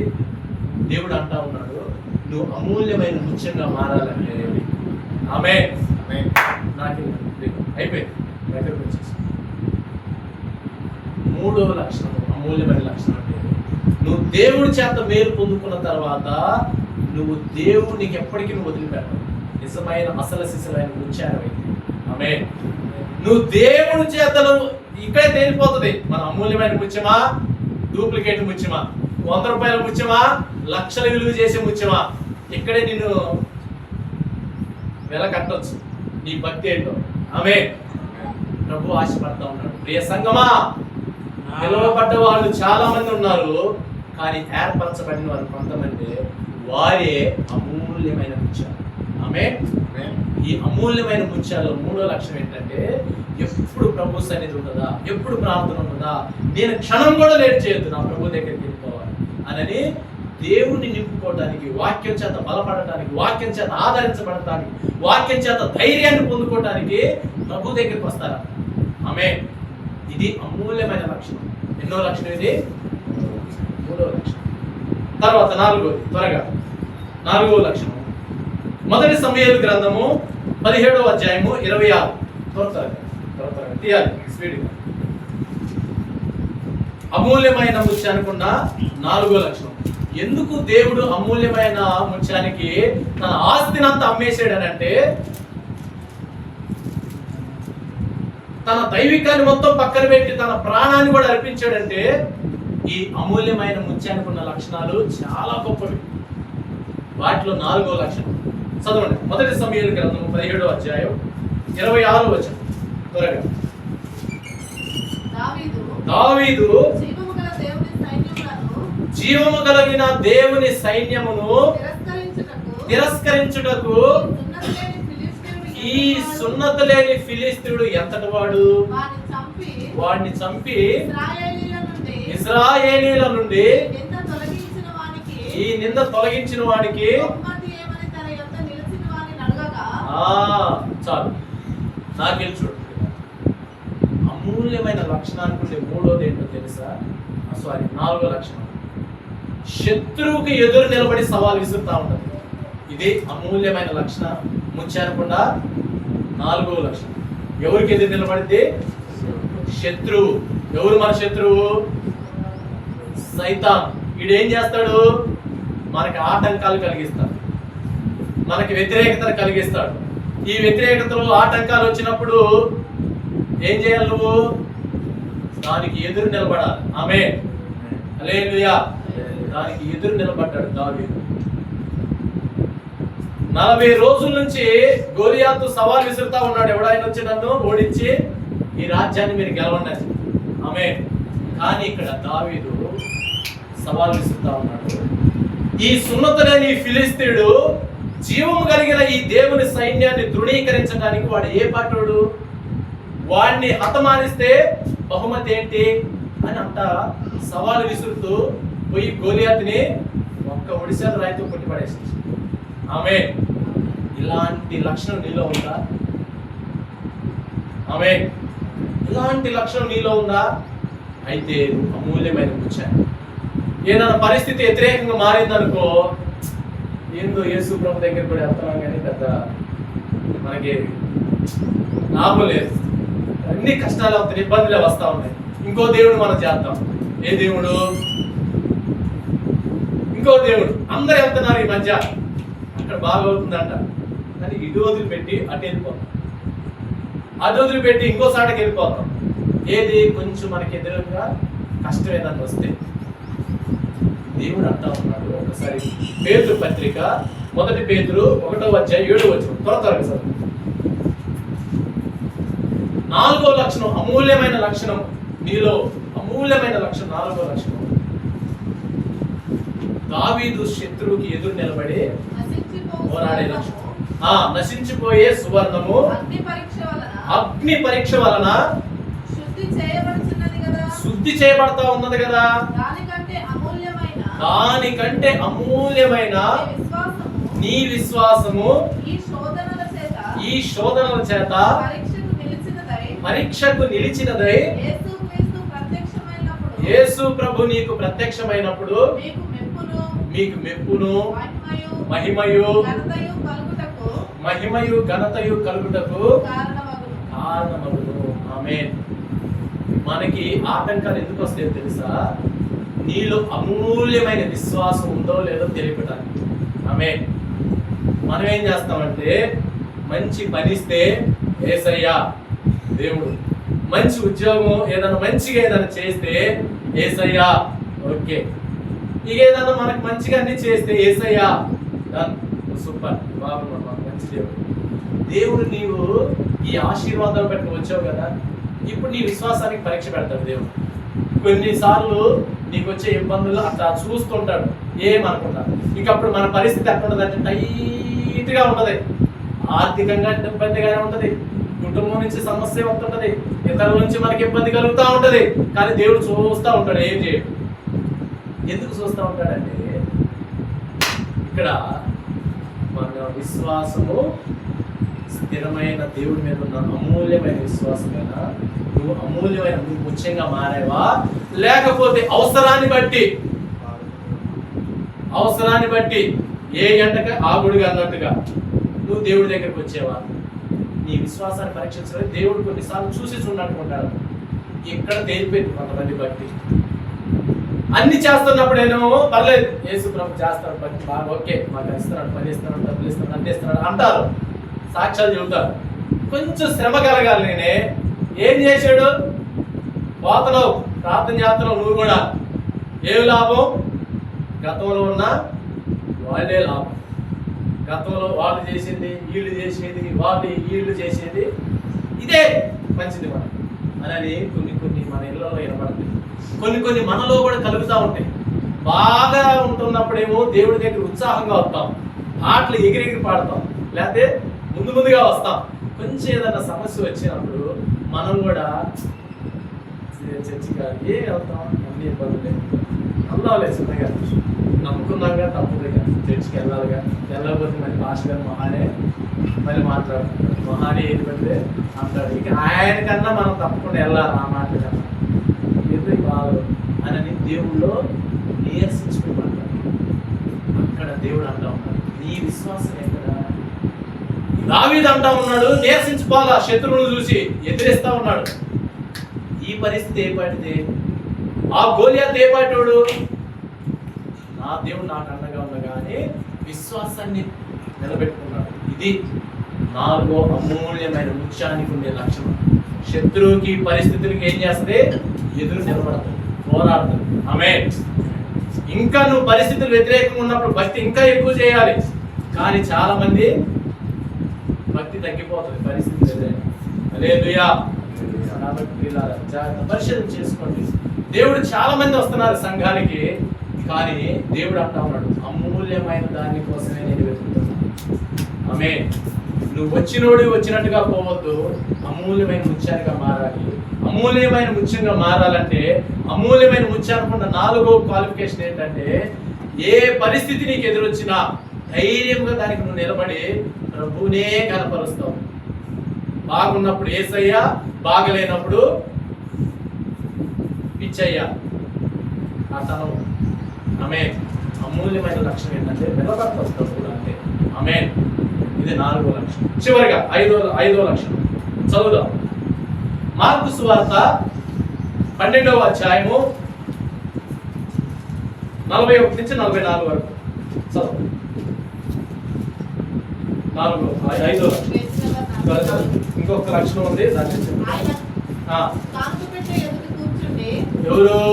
యేసు ప్రభు కానుక పెట్టె వద్ద కూర్చున్నాడంట. జన సమూహము ఆ కానుక పెట్టెలో డబ్బులు వేయడం యేసు ప్రభు చూస్తున్నాడంట. ధనవంతులైన వారు వచ్చారంట అక్కడికి. ధనవంతులైన వారు అనేకులు వచ్చి,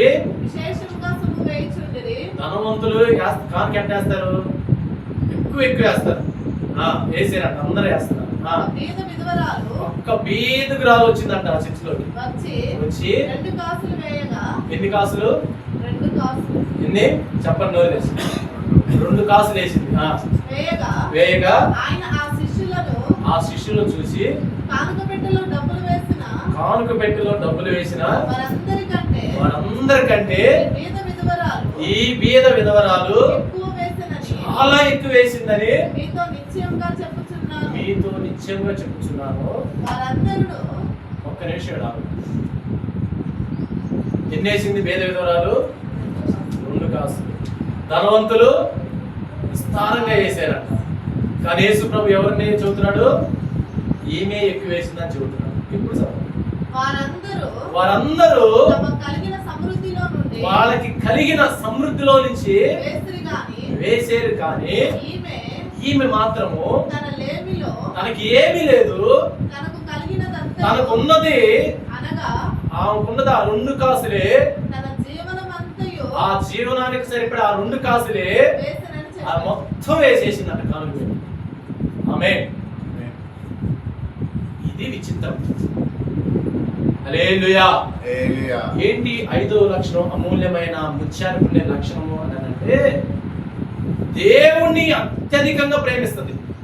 ఈ లక్షణం ఎంత అత్యధికంగా ప్రేమిస్తుంది అంటే, తనకు ఉందో లేదో కూడా చూసుకోదు. ఈ లక్షణం మొత్తం నా దేవుడే అని చెప్పి సమర్పించుకుంటుంది.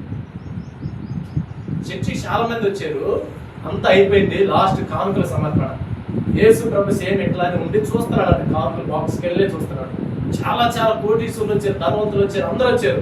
1 లక్ష వేస్తున్నారు, 2 లక్షలు వేస్తున్నారు, 5 లక్షలు వేస్తున్నారు, అంతా వేస్తున్నారు. కానీ లాస్ట్ లో పేద విధవరాలు వచ్చి 2 కాసులు తన దగ్గర ఉంది, ఏమి లేవు. ఆ 2 కాసులే ఉన్నాయి. ఆ 2 కాసులు ఉంటే ఆమెకి 1 పూట 2 పూటలు కడుపు నిండి బయటకు తీరిపోతుంది. అంతకుమించి ఇంక లేవు. ఆ 2 కాసులు తీసుకొని వచ్చి ఆ కాలుకి పెట్టిలో ఇస్తున్నారు. ఇది యేసు ప్రభు చూసాడు. చూసి ఇక శిష్యులు పిలిచి సాక్ష్యం ఇస్తా ఉన్నాడు. ఏమైనా తెలుసా, వీళ్ళందరికన్నా కూడా ఈమె ఎక్కువ వేసింది కానుక బాక్స్. ఆమె ఏంటి కానుక వేసిందంటే, వాళ్ళందరి దగ్గర ₹1,00,00,000 ఉంటే వాళ్ళు 2 లక్షలు వేసారు. 10 కోట్లు ఉన్నోడు 5 లక్షలు వేసాడు. కానీ ఈమె మాత్రం ఆమె కాడ ఉన్నదంతా ఆ 2 కాసులే, ఇంక లేవు, ఏమి లేవు ఆమె కాడ, ఆ 2 కాసులు. కానీ ఆ ఉన్నదంతా తెచ్చి ఆ 2 కాసులు కానుక బాక్స్ వేసింది. ఎందుకు వేసింది ఆమె? అని అంటే, నాకు ఉన్నదో లేదో నాకు అనవసరం, నా ప్రభు నా దగ్గర ఉన్నదంతా నా ప్రభుకి ఇచ్చేసాను. ఇది అమూల్యమైన 5వ లక్షణం. ఇది ఎప్పుడు వస్తుంది ఈ లక్షణం అంటే, నువ్వు ఎప్పుడైతే డబ్బు కంటే ఎక్కువగా దేవుడిని ప్రేమిస్తావో, నువ్వు ఎప్పుడైతే నీ బిడ్డల కన్నా నీ భర్త కన్నా దేవుని ఎక్కువగా ప్రేమిస్తావో, నువ్వు ఎప్పుడైతే నీ ఆస్తులు బిల్డింగులు నీ సొమ్ములు అన్నిటికంటే ఎక్కువగా దేవుడిని ప్రేమిస్తావో, అప్పుడు నీవు ఈ సమర్పణలోకి వస్తావు. అప్పుడు దేవుడు అంటా ఉన్నాడు, నీవు అమూల్యమైన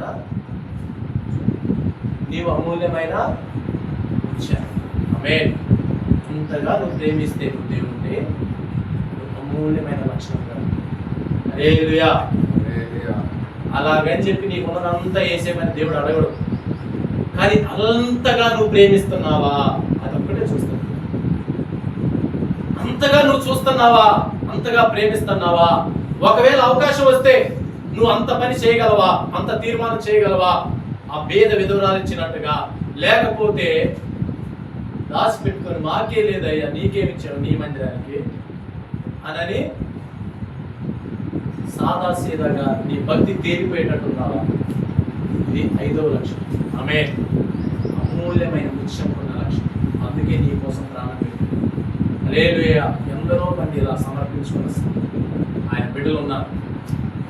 ఈ పేద విధవరాల యొక్క అమూల్యమైన ముత్యాలు చాలా ఉన్నాయి ఆయన సంఘంలో. కానీ అందరినీ పొగడతలు ఆయన. ఎవరిని పొగుడుతున్నాడు? అత్యధికంగా ఆయన ఎవరు ప్రేమిస్తారో వారి క్రియలు వేరుగా ఉంటాయి. వారు వేసింది రూపాయే కావచ్చు, కానీ వారికి ఉన్నదంతా ఆ రూపాయే, అదే వేస్తారు. ఆమేన్. ఇది 5వ లక్షణం. చివరగా 6వ లక్షణము, యోహాను సువార్త 4వ అధ్యాయము 39-40 వచనాలు చదువుదాం. చివరిగా ఈ ఒక్క మాట చదువుకొని మనం ముగించుకుందాం. అమూల్యమైన ముత్యాలకుండా 6వ లక్షణం, నేను చేసినవన్నీ నాతో చెప్పినని సాక్ష్యం ఇచ్చిన ఈ స్త్రీ యొక్క మాటను బట్టి ఆ ఊరిలో సమరయలో ఉన్న ప్రజలందరూ కూడా అనేక మంది ప్రభు దగ్గరకు వచ్చి విశ్వాసం ఉంచారు. ఆమేన్. చాలు. ఎవరు అంటే ఈమె సమరయ స్త్రీ. ఎవరు ఈమెనంటే 5 భర్తల్ని మార్చిన స్త్రీ, 5 చేత పాపం చేసిన స్త్రీ. ఈ స్త్రీని ఎప్పుడైతే ప్రభువు కలిసాడో, ఈ స్త్రీని ఎప్పుడైతే దేవుడు దర్శించాడో, ఆమె పాపం అంతా ఒప్పేసుకుంది ప్రభు దగ్గర. ఒప్పేసుకుని ఈమె ఏం చేస్తా ఉందంటే, నా పాపమంతా నా గుట్టు రట్టు విప్పిన యేసయ్య, అదిగో ఆ యాకోబు బావి దగ్గర ఉన్నాడు, రండి, నా గురించి చెప్పిన దేవుడు, అదిగో మీ జీవితాల గురించి కూడా మార్పు చెందించగలిగిన దేవుడు ఉన్నాడు, రండి అని ఆ ఊరు మొత్తానికి తన సాక్ష్యాన్ని చెప్పి సువార్తను ప్రకటించి ఆ ఊరు ప్రజలందరూ కూడా యేసు ప్రభు దగ్గరికి నడిపించిందట. ఎవరు ఈమె? ఒక సమరయ స్త్రీ, పాపాత్మురాలైన స్త్రీ, పరిశుద్ధపరచబడి దేవుడి చేత దర్శించబడి తన పాపాన్నే సాక్ష్యంగా చెప్పి ఆ ఊరినంతా దేవుడి దగ్గర నడిపించింది. ఆమేన్. ఇది అమూల్యమైన ముత్యానుకున్న 6వ లక్షణం. హల్లెలూయా. నువ్వు ప్రభు దగ్గరకు వచ్చావు, దేవుడి చేత దీవించబడ్డావు, అనేక కార్యాలు పొందుకున్నావు, అనేక సాక్ష్యాలు చాలా చెప్పావు. కానీ ప్రభు దగ్గరికి నువ్వు ఎంతమందిని నడిపించావు? నీలో అమూల్యమైన ముత్యం యొక్క లక్షణం సువార్త చెప్పే లక్షణం. చెప్పేవా ఎవరికన్నా? నాకెందుకులే, అది పాస్టర్ పని. మేము నడిపిస్తే మాకేం లాభం? పాస్టర్ గారికి వస్తాయి కానుకలు. ఇస్తుంది దరిద్రపు గుడ్డ ఆలోచనతో మీరు బతుకుతున్నాము సంఘానికి వచ్చి. కొంతమంది ఉంటారు సంఘంలో. సంఘానికి కొత్త వాళ్ళు ఎవరైనా వచ్చారంటే కొరకొరలాడుతూ ఉంటున్నారు. వారిని ఎక్కడ పుల్లబెట్టి, ఎక్కడ అభ్యంతరం పెట్టి, ఈడు రాడు వాడిని రాని దుర్మార్గమైన లక్ష్యం. ప్రభు అంటా ఉన్నాడు, మీరు నమ్ముకొని మీరు బాగుపడ్డారు కదా, ఇంకా చాలా మంది ఊళ్ళో ఉన్నారు.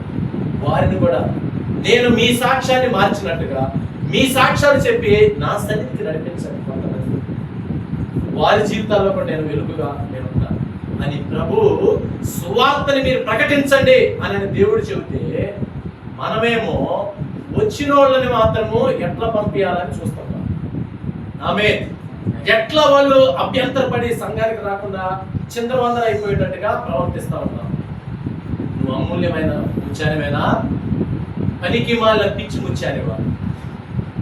దేవుడు మాట్లాడుతూ ఉన్నాడు. చాలా మందిని పిలిచాడంట సంఘంలోకి దీవించబడటానికి. చాలా మంది వచ్చారు, కొందరు దీవించబడ్డారు, కానీ దీవించబడి అంతవరకు ఆగిపోయారు. కానీ సంఘంలో ఇంకొంతమంది అమూల్యమైన ముత్యాలుగా మారారు. వారి గురించి దేవుడు అంటా ఉన్నాడు, వీరు నా అసలు శిశులైన సంఘం. ఆమేన్. హల్లెలూయా. వీరే ఏర్పరచబడ్డవారు, వీరి కోసం నేను ఆ నిత్య పరలోక రాజ్యాన్ని ఉంచాను.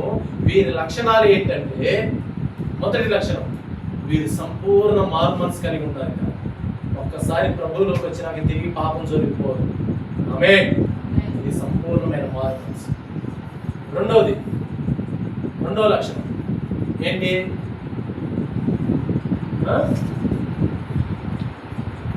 6 లక్షణాలు చెప్పుకున్నాను కదా. మొదటిది సంపూర్ణమైన మారు మనసు. రెండవది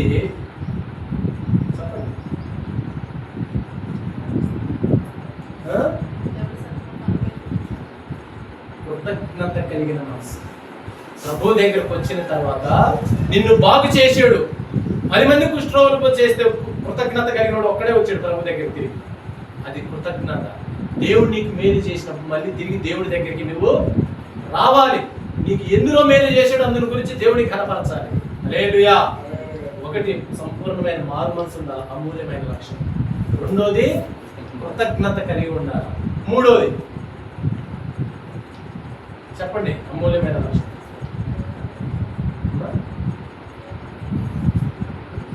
దేవుణ్ణి హల్లెలూయా. దేవుడి దగ్గరకు వచ్చేసి కాడనే కూర్చుని దేవుడిని నింపుకోవాలి. ఆమేన్. 2000 దయ్యాలు పట్టిన దేవుడు బాగు చేస్తే వాడు ఎటు కదల్లా, నీ పాదాల దగ్గర. అది దేవుడి చేత నింపబడాలి. ఆమేన్. దేవుడి చేత నింపబడాలి. ఇది 3వ అమూల్యమైన లక్షణం. 4వది చెప్పండి. 4వ లక్షణం అమూల్యమైన ముఖ్య లక్షణం. దేవుణ్ణి చెప్పండి.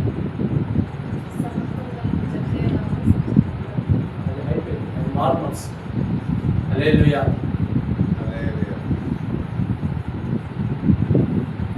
4వ లక్షణం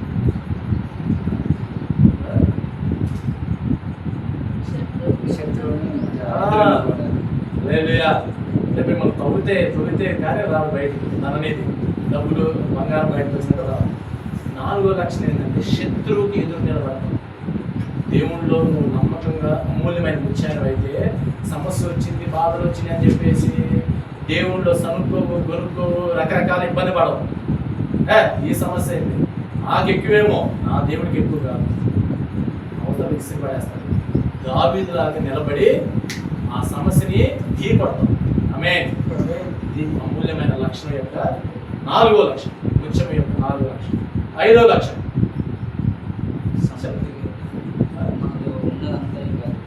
ప్రేమించు. ఎక్కువగా ప్రేమించేస్తావు. ఈ లోపల నీకు ఏది ఎక్కువ కాదు, డబ్బు ఎక్కువ కాదు, బంధువులు ఎక్కువ కాదు, నీ పిల్లలు ఎక్కువ కాదు, నీ భర్త ఎక్కువ కాదు, నీ భార్య ఎక్కువ కాదు. అందరికంటే ఎక్కువగా ఎవరిని ప్రేమిస్తావు? దేవుడిని ప్రేమిస్తావు. అప్పుడు నీ దగ్గర ఉన్నదంతా తెచ్చి దేవుడి పని కోసం ఇచ్చేస్తాం. ఆమేన్. ఇది సంపూర్ణ సమర్పణ. 5వ లక్షణం అది అమూల్యమైన ముత్యానికుంటే 5వ లక్షణం. 6వ లక్షణం హల్లెలూయా. దేవుడి చేత మేలు పొందుకున్న నీవు ఇక నువ్వు ఖాళీగా ఉండవు. అనేక మందిని నా ప్రభు సన్నిధికి నడిపించాలి, అనేక మందిని దేవుడి దగ్గరికి నడిపించి వారి జీవితాలు మార్చాలని, నీ జీవితాన్ని మార్చిన ఆ సాక్ష్యాన్ని నువ్వు అనేక మందికి చెప్పి ప్రతి వారం దేవుడి సన్నిధికి ఒక ఆత్మలను నడిపిస్తావు. ఇది అమూల్యమైన ముత్యానికి ఉండే 6వ లక్షణం. హల్లెలూయా. దేవుడు అంటా ఉన్నాడు, పరలోక రాజ్యము మంచి ముత్యాలను కొన వెతుకుచున్న వర్తకుని పోలి ఉన్నది. అతడు అమూల్యమైన ముత్యాన్ని కనుగొని తనకున్నదంతా అమ్మి దాన్ని కొనడానికి వచ్చాడు. ఈ వాక్యం ద్వారా ఈరోజు మీతో నాతో మాట్లాడి ఏంటి పరలోక రాజ్యం అని అంటే మన యేసు ప్రభువే. మంచి ముత్యాలు ఏంటి అని అంటే నిన్ను ఈ లోకంలో అందరు విసిరేశారు, కానీ దేవుడు నిన్ను ఏరుకొని మంచి ముత్యాలుగా నీ బాధలన్నీ తీర్చి నిన్ను సంఘంలో స్థిరపరిచాడు. సంఘంలో స్థిరపరిచిన తర్వాత నిన్ను అమూల్యంగా ముత్యంగా మారటానికి వాక్యం చేత నిన్ను ఉదక స్నానం చేపిస్తూ అమూల్యమైన ముత్యంగా నిన్ను మారుస్తూ ఉన్నాడు. ఆమేన్. ఈ మారుస్తూ ఉన్నప్పుడు నువ్వు మారవలసిన 6 లక్షణాలు ఏంటంటే ఇప్పుడు చెప్పబడిన 6 లక్షణాలు. చెప్పండి, టకా టకా చెప్పండి, క్లోజ్ చేసేద్దాం. మొదటిది సంపూర్ణమైన మారు మనసు. 2 కృతజ్ఞత కలిగిన జీవితం. 3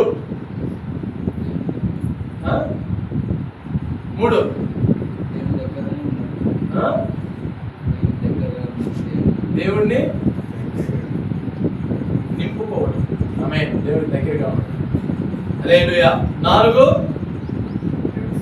శత్రువుకి ఎదురు నిలబడటం. సమస్యలు వస్తే దేవుడు నమ్ముకున్నాక రావా, వచ్చినా సరే నువ్వులో ఎక్కడున్నా విశ్వాసం బలంగా ఉండాలి. నా ప్రభు ఉన్నాడు, ఆయన చూసుకుంటాడని ఇది శత్రువుకి నిలబడటం అంటే.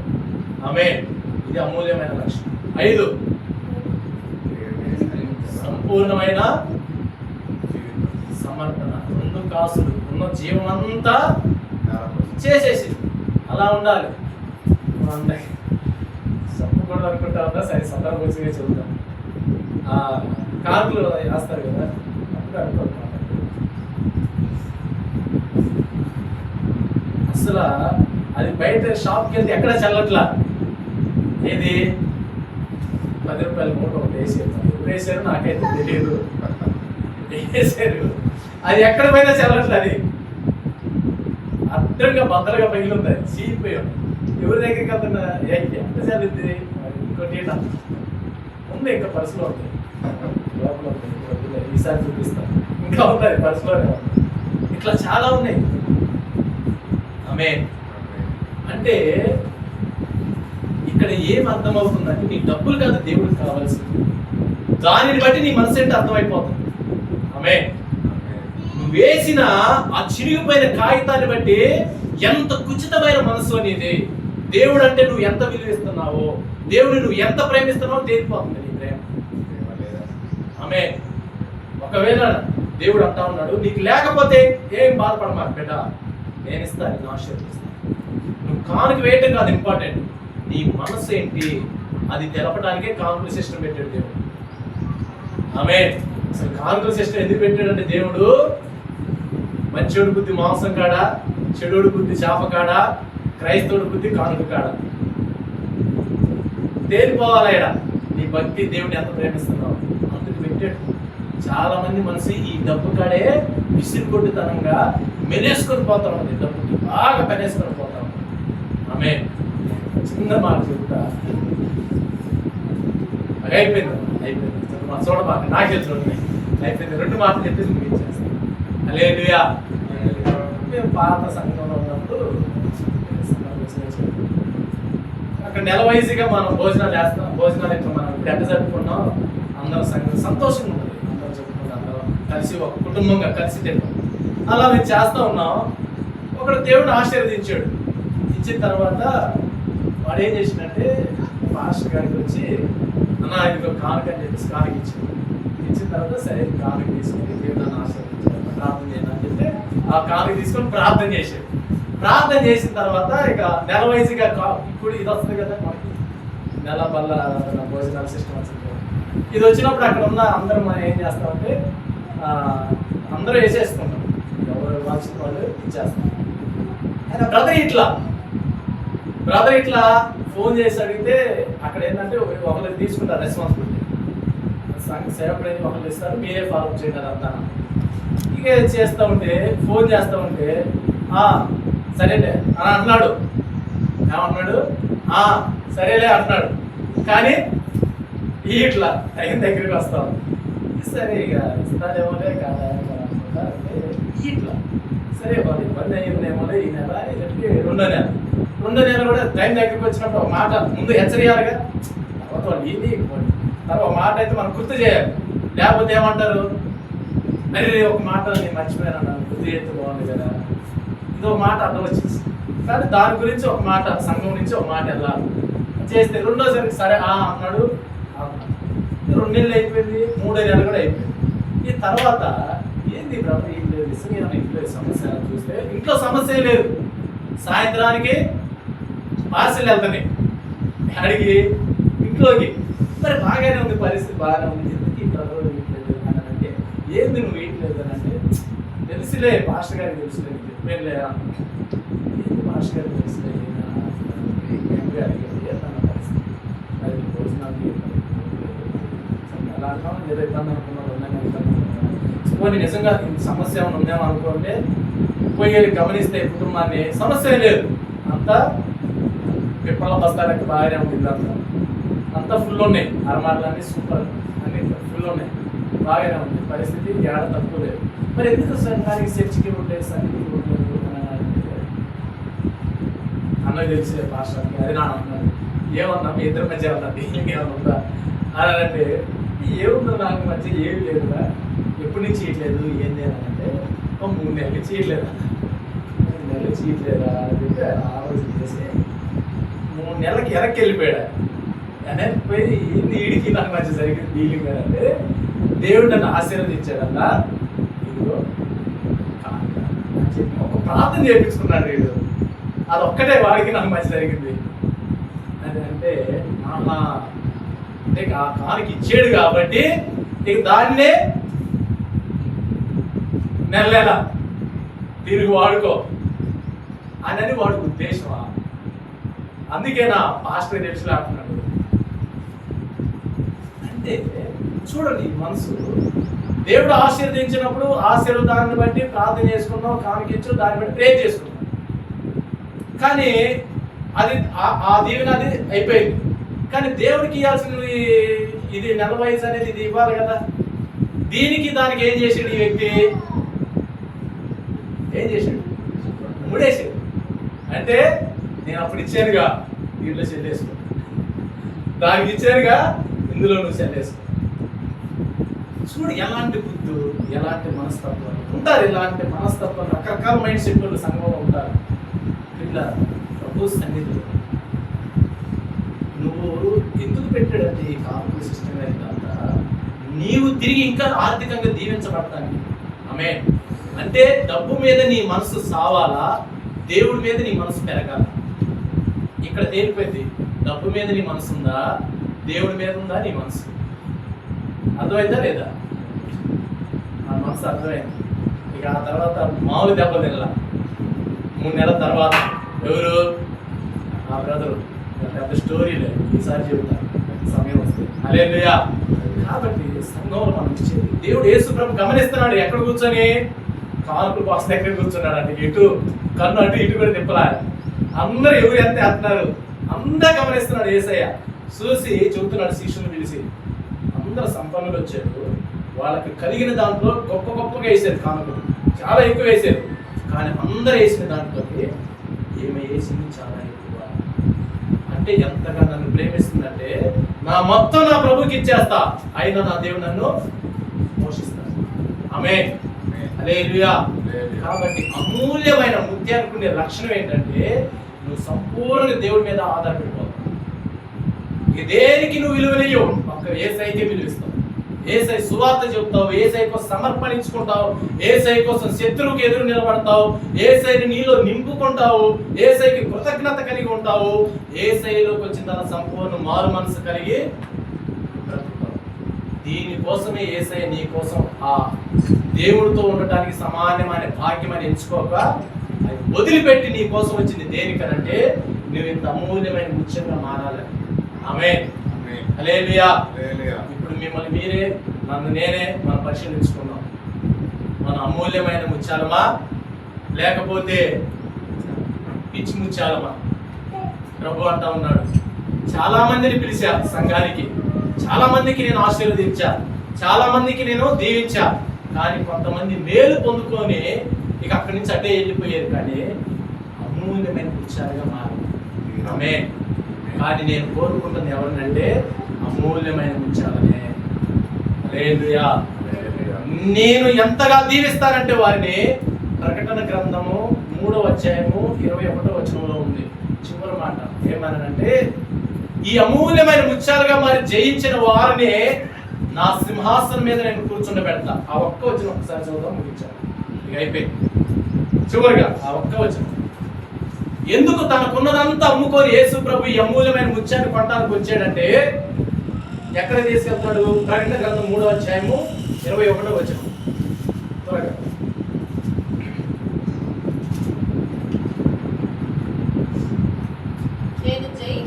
నేను జయించి నా తండ్రితో కూడా ఆ సింహాసనం నందుండి కూర్చుని ఉన్న ప్రకారము